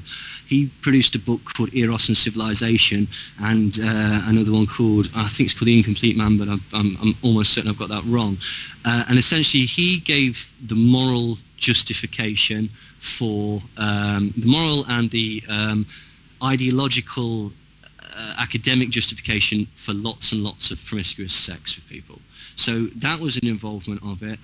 The other involvement was the so-called LSD cooks, which hopefully we'll get a chance to sort of talk on. All these so-called people that were Johnny Appleseeds of LSD were going around spreading out LSD to the masses and promoting it as like a transcendental drug, and tying it in with the hippie movement, tying it in with the free love movement, and then tying it in with all these bands. Now, what was actually achieved by this was, from a public perspective, nothing. Because despite all its sort of lofty ideals, it wasn't what it appeared. And my contention is that the entire thing, combining academia, combining social control, combining music and entertainment, and combining the promotion of certain drugs, namely LSD, mescaline, STP, and various other bits and bobs like this, was a controlled, mind-controlled experiment. The entire sort of scene, the entire period, if you really want, was a joint CIA, British intelligence, Tavistock, MK Ultra program, basically. And I know that basically sounds like quite a lot to get in. It sounds quite paranoid and nuts. But let's just have a gander at some of the musicians. I mean, the famous one is Jim Morrison, obviously. Like Jim Morrison, a lot of people don't really. It's very strange. Basically, he went from not being able to sing at all, just never being able to never showing an interest in it, to all of a sudden becoming the most sensational singer and frontman in the land, essentially. His father was George Stephen Morrison, and he was a US admiral. But not only that, he was the admiral on deck for the Gulf of Tonkin incident. Now, the Gulf of Tonkin incident, for people that don't realise, false flag would be that basically we disguise a load of people as Muslims, or we say that a load of Muslims have blown up the World Trade Centres, and that gives us a justification to go into Afghanistan to get the people that trained them, or whatever the lies were behind that. That's a false flag, where you actually have an incident, and the people that do the incident are wearing false flags, false colours, so that it appears that someone else did it. What happened at the Gulf of Tonkin was that basically nothing happened. They were trying to provoke the Vietnamese to take a pot shot at them. They couldn't do that, so they just basically lied about it. And the admiral on deck, who was clearly in charge of this operation, was, at the time, he was also Joint Chiefs of Staff, which is very high up in the Department of Defence, or the administration of the government, and basically he was on deck for the Gulf of Tonkin. And basically, yeah, that's it. I think it was 65,000 American dead. I think it was like 2 million Vietnamese dead, all predicated on a lie. Now, the interesting thing is that Jim Morrison basically never actually mentioned this in any of his music. And so, for people to say, one argument is when you present a lot of these people that are connected to the military is, well, clearly they're rebelling against their parents. Well, they're not rebelling that much, are they? Because they don't actually talk about any of the prevalent things that they did. Jim Morrison, for one, I've seen several interviews where he claimed that his parents had died in a car crash when he was very young, and actually both of his parents outlived him. Another interesting thing about Jim Morrison is, for whatever reason, he claimed that he was possessed by the spirit of a dead American shaman, and that was where he got his talent from, and this is why he was sort of connected with his character, the Lizard King. Anyway, when he quit the Doors and basically moved to France or whatever, the excuse that he gave to Ray Manzarek and the rest of the band was that basically the shaman had left him and he couldn't sing anymore. He had no talent. So the implication maybe that you could take from that was that this was a personality that had been artificially mind-controlled into him. Okay, so that's one. Frank Zappa was another one. Basically, his father, he lived on Edgware Arsenal.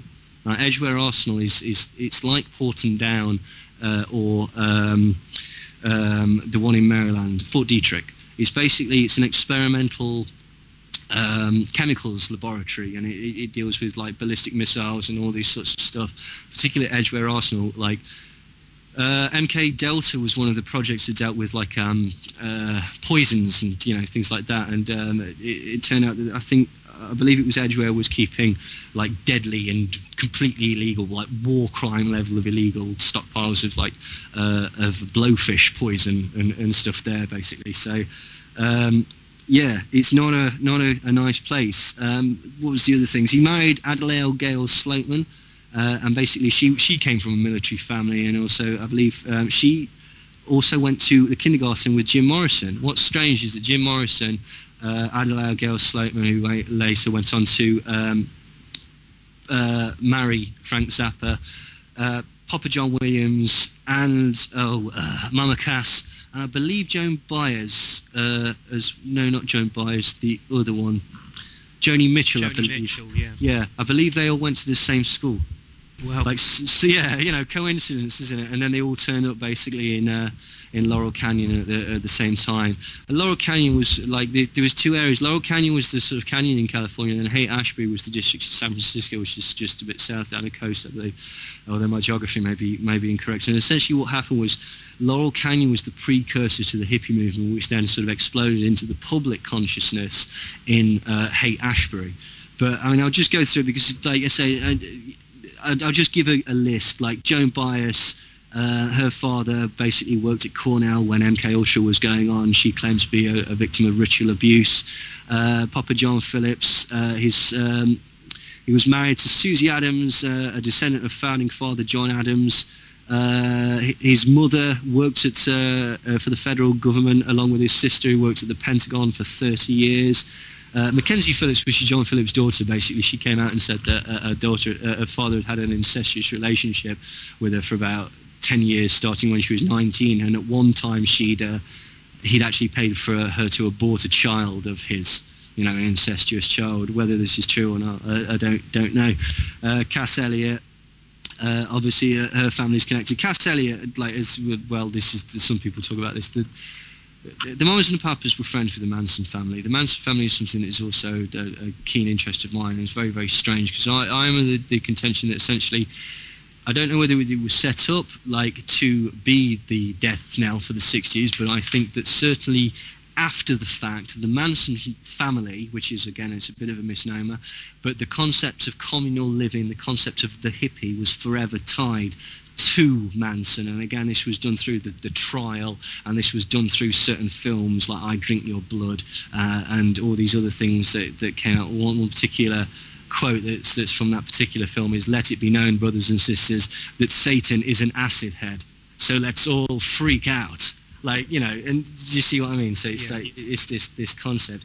Essentially, the John Phillips and Cass Elliot were called as witnesses for the defence of Charles Manson because they were such good friends with him. It goes very, very deep. The connections that run through the Manson family are the entertainment industry, the mafia, drugs, Warner Brothers, Atlantic Records, and the Straight Satan's motorcycle gang, and also these elements of MK Ultra, Scientology, the Process Church. I think there's a lot more to Manson than meets the eye, basically. When you get through the layers, are they what they seem to be? This is very strange. Just to sort of go back to some of the other bands, like Joni Mitchell, her father, she grew up on Canadian Air Force bases. Jackson Browne, his father was assigned to post-war reconstruction work in Germany, which basically means that he's in the OSS, which is the precursor to the CIA. Jerry Garcia was in the army, but went AWOL, but received no punishment. That's another thing that you see. You see a lot of these people that they've strangely gone into the army. They've gone AWOL. They've joined when they were 17, which is illegal. They've gone AWOL, which is illegal. They've received no punishment, and then they've been honourably discharged. And you see this basically with a lot of serial killers as well. Like a surprising amount of serial killers, basically. I think in my book I found about 30-odd serial killers that have got connections, like implicit connections to either the military-industrial complex, the police, or specifically MK Ultra style experiments. But yeah, I mean, even like Jimi Hendrix was born on a military base. I know again, a huge fan of Jimi Hendrix.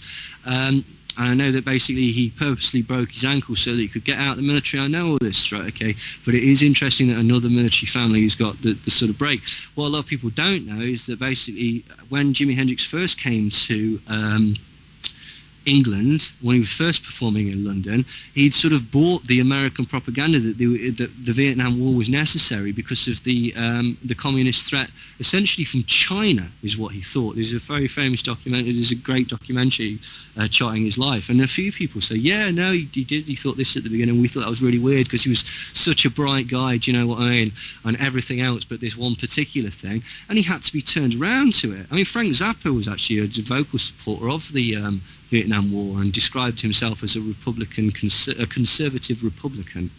So again, I mean, Jimi Hendrix, basically when Jimi Hendrix started to become wise to this, I mean, his manager as well would turn out to be an MI6 agent.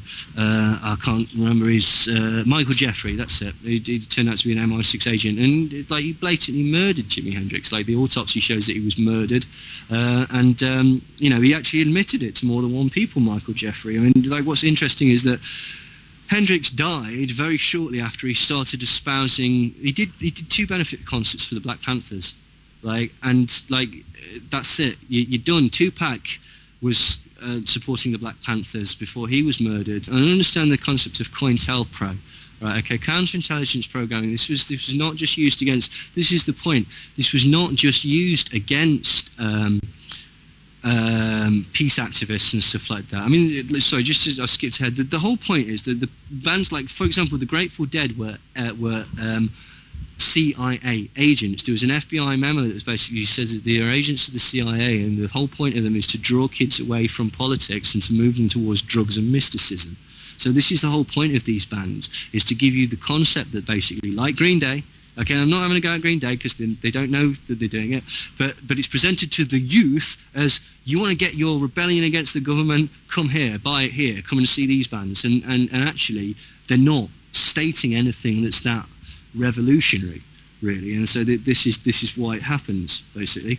But the COINTELPRO that was used against the Black Panthers, counterintelligence programming, J. Edgar Hoover, essentially through, like, getting members addicted to drugs, causing infighting within the group, spreading false rumours and such like that. They were able to manipulate certain chapters of the Black Panthers to fight against one another. Also, basically, it was the Revolutionary Action Movement, RAM, I believe. Apologies if I've got that wrong. Basically, all these groups that were all fighting the good cause and stuff like that, they were manipulated by the FBI to fight against one another, and the perception of them in the public was altered so that there was justification in murdering them, essentially. And what's very interesting is that we saw that.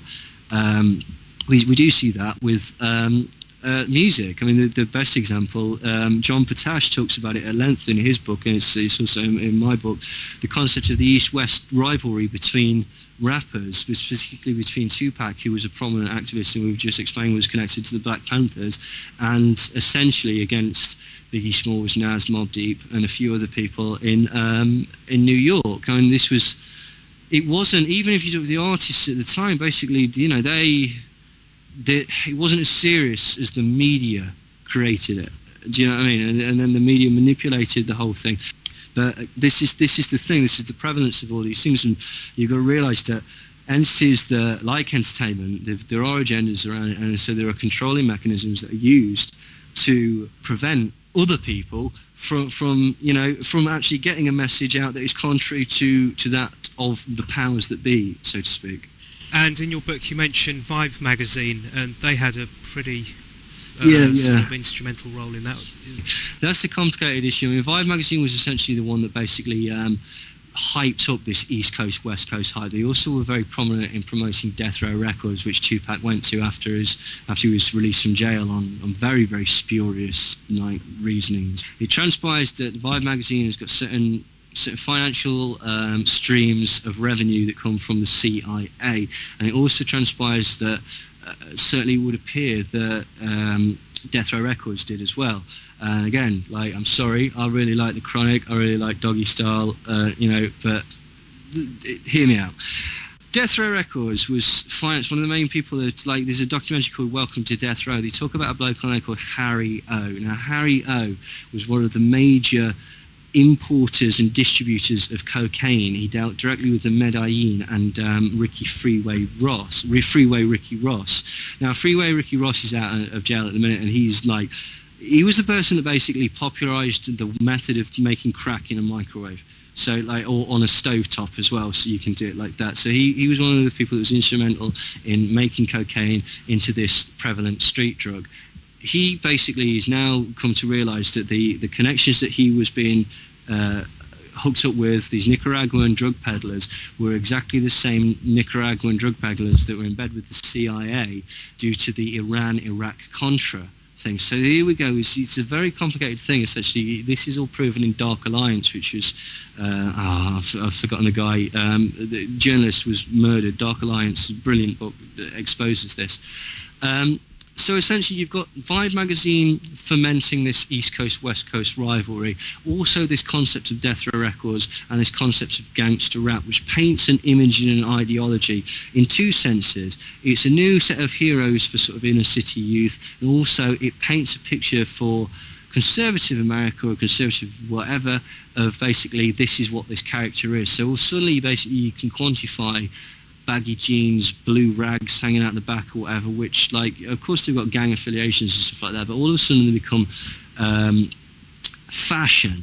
And so this concept of a crack dealer is pushed out through the music of say Death Row and stuff like that. It's moving away from even NWA. People don't realise that NWA were actually quite positive in a lot of their lyrics. Like, and they were talking about, like, you know, police brutality and injustice of society as opposed to just killing people and stuff like that. Yeah, they did do gangster and stuff like that. But if you listen to the lyrics, they're telling a story. It's more reality rap than basically I carry many guns and, you know, but anyway, so this is the thing, and it's the point is that it's been proven, or it's been as near proven as they will never admit it, but the promotion of crack in the inner city was seemingly a CIA project. It works in many ways. It demonized young black people. It killed a lot of young black people. It started this concept of black rivalry. It started this concept of people being fearful of young black Americans, which, you know, is one of these self-fulfilling prophecies. Oh, you're going to treat me like this, well, now I'm going to act like this. And it's actually deeper than that still, because, like, there's a very good documentary that I would recommend everybody watch called, excuse my French, it's called Bastards of the Party, and it basically tells the story of how the Bloods and the Crips, the street gangs, how they originally started. Now, they originally started out of the breakup of the Black Panther Party. The original Bloods and Crips and street gangs of the time were there as a protecting agent against racist white skinhead groups, and also they were highly politicized. Interestingly, just before Tupac was murdered, his thug life concept was about repoliticizing the gangs and stopping them from killing each other. And he actually, with the help of his Black Panther founding members, was able to actually initiate a truce and a ceasefire, which has never ever been done. They didn't like that, so basically this is where the crack starts to come in and basically start getting people killing each other against each other. And this is the whole thing: the mechanism of the gangs, the mechanism of crack, the concept of gang banging, and all this. It wasn't as organic as it first appears. It would appear that there was an organisation that had decided that this was the best way to do it. And I say it served certain purposes on a sort of domestic scale, but it was also basically to finance the war, the Iran-Iraq-Contra thing as well. So it's quite convoluted and it's quite complicated and stuff like that. But this is the thing: the LSD explosion in America was a CIA thing. The crack explosion in America was a CIA thing. Like, I mean, there is no bigger drug dealers in the world than the CIA. It's just proven facts. And one thing that's like that they do is, again, they use people within the music industry to actually transport drugs around. I don't know if this is true, but I've heard that's why Aaliyah's plane crashed, was because it was massively overloaded with something from South America. I don't know if this is true or this is something that I've heard, but you can certainly see it. That it would be a possibility. I mean, crikey, what's it called? Mr. Nice, Howard Marks used to. He used musicians to smuggle hash. So it's all interconnected. It is all interconnected. Like, I mean, I fully recommend Dave McGowan. One of the things that he talks about is the popularisation of the hippie was down to, because essentially at the start, none of the bands could play.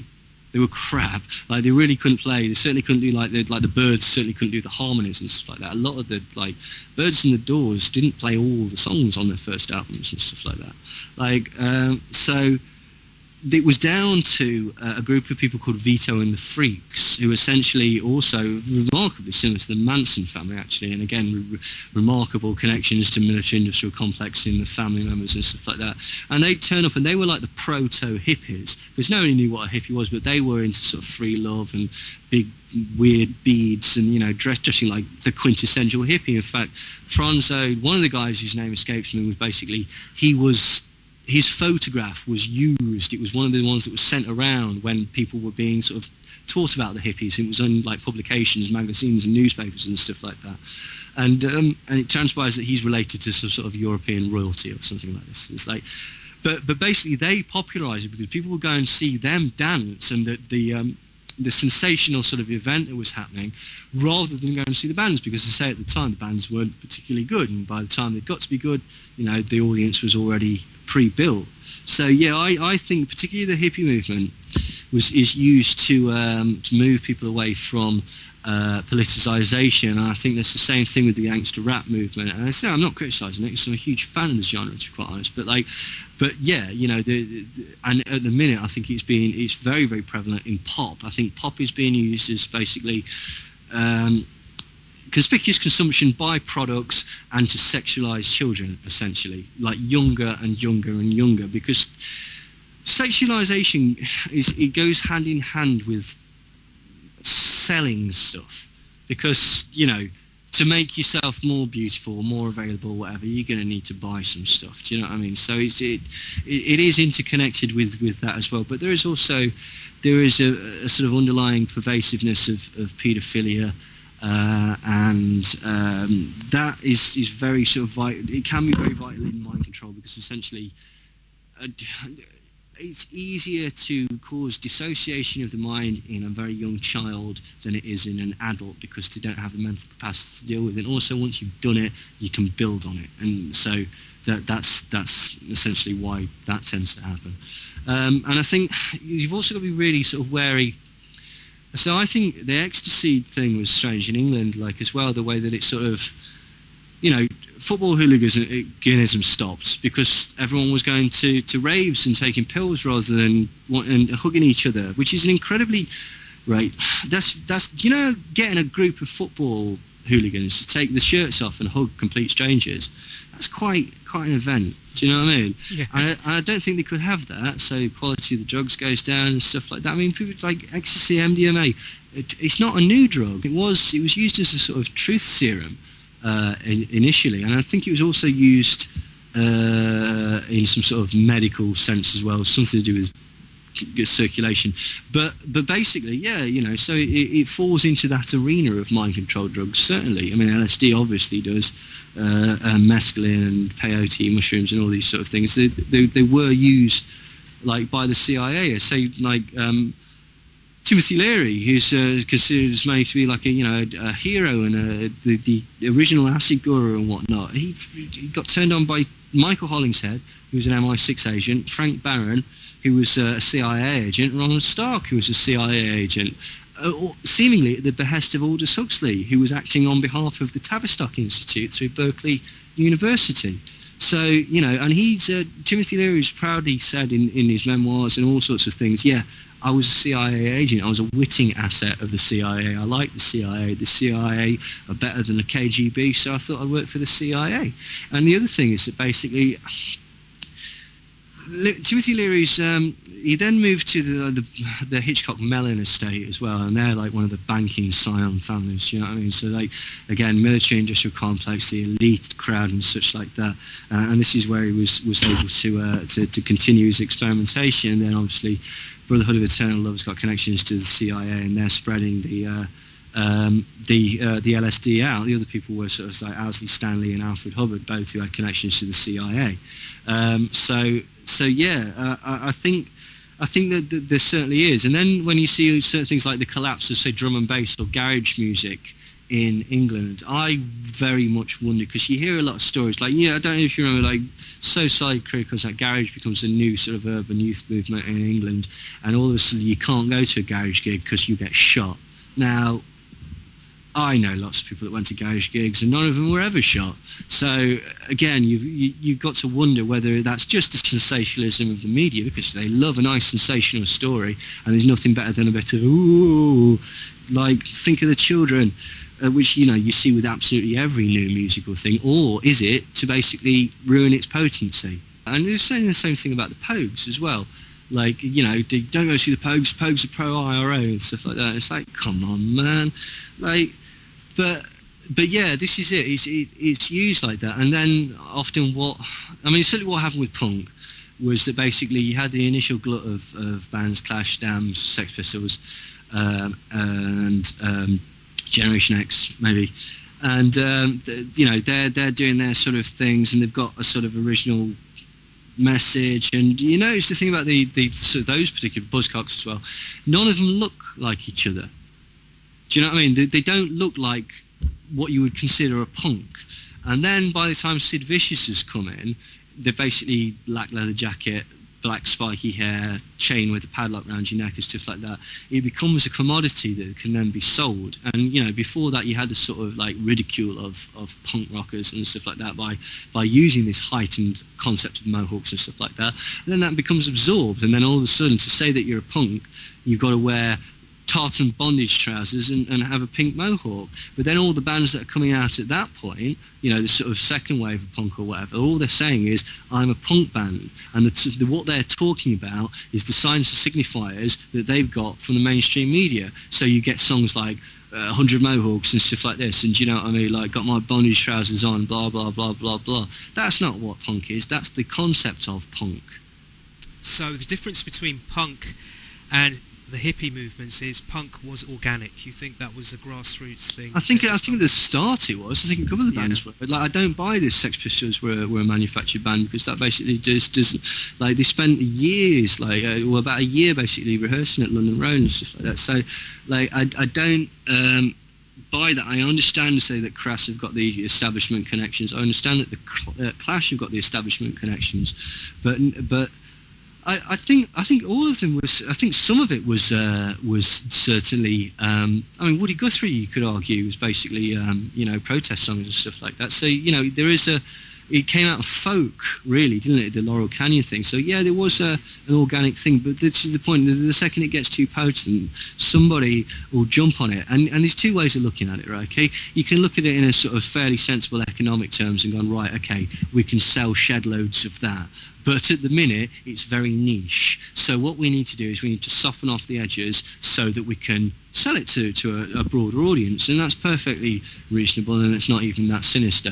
Or you could look at it in the sense that basically, yes, that is also going on, but there are certain red flags that go up, and people within the industry, basically, it's all about status quo, not the band, but basically, no one wants to upset the apple cart. This is why basically no power company will drop the prices by, they could do. They could and take all the customers of the other big six or whatever, okay?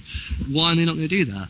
Who wants to upset the apple cart? We've got a good thing going here. Like, why on earth would you want to sort of, rock the boat, so to speak? So it could be sold to sort of members of industry, members of entertainment industry and stuff like that, like this. Like, don't, for God's sake, do this and stuff like that. But then, is there a sort of a more controlling societal, psychological system that actually sort of encapsulates that? And if people want to find out more about Laurel Canyon and the hippie thing and the CIA and Leary and LSD and how it was used against the generation, because it was used against them, look in your book. Also, I would say look at your video on your website. You did a lecture somewhere or presentation somewhere, and you spent a couple of hours or so talking about this. Yeah, that's it's at New Horizons, which is in St Anne's, which is near Blackpool, basically. Yeah, that's on my website. I think it's on Check the Evidence as well. And to say on my website as well, I've got quite a few videos. There's a few that are like a couple of hours long and stuff like that. So if people want to go on there, and it also tells you events that I'm doing in the future, and obviously you can get the book from there as well. But to say, there's lots of stuff out there. So Acid Dreams is fabulous if you want to find out about the sort of the sort of corporate side of it. Dave McGowan's work is brilliant. Jim Keith's very, very good.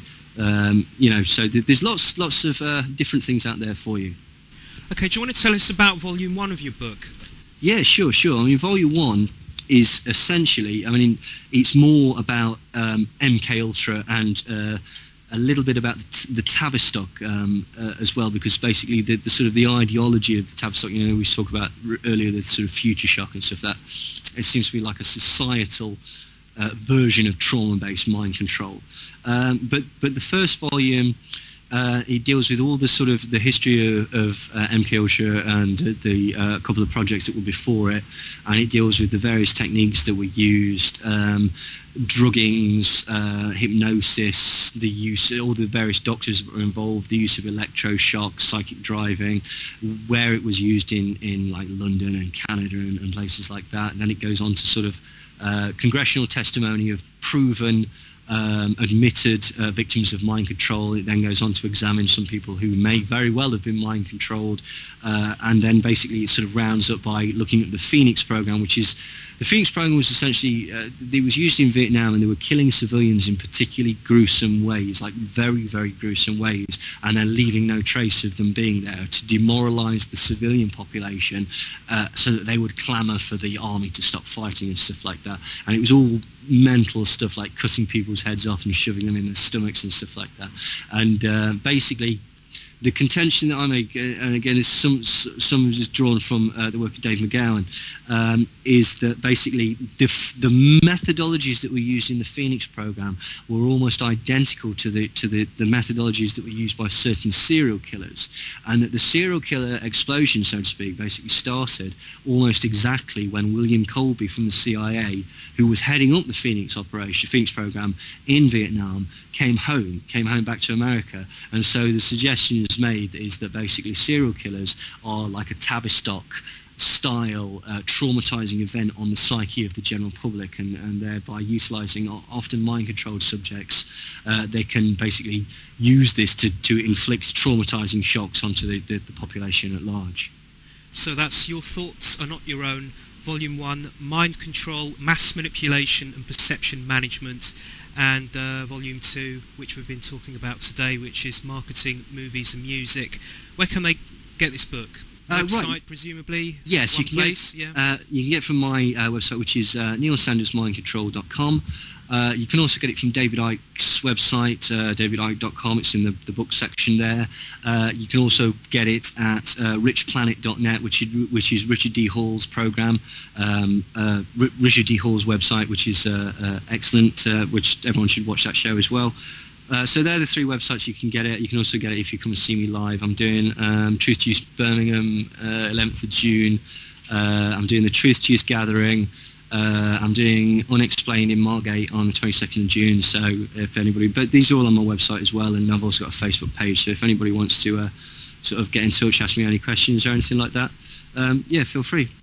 Neil, thanks a lot. It's been a pleasure, mate. No, it's been a pleasure for me. Thank you very much. If you ever want me back, I'll be more than happy. I might just hold him to that. It would be a pleasure to have him back for another chat. It really would. Anyway, don't forget to take a look at his website, neilsandersmindcontrol.com. And don't forget to take a look at my website too. Why not? conspiromedia.wordpress.com. Well, that's it for now. Hopefully speak again soon. Bye-bye.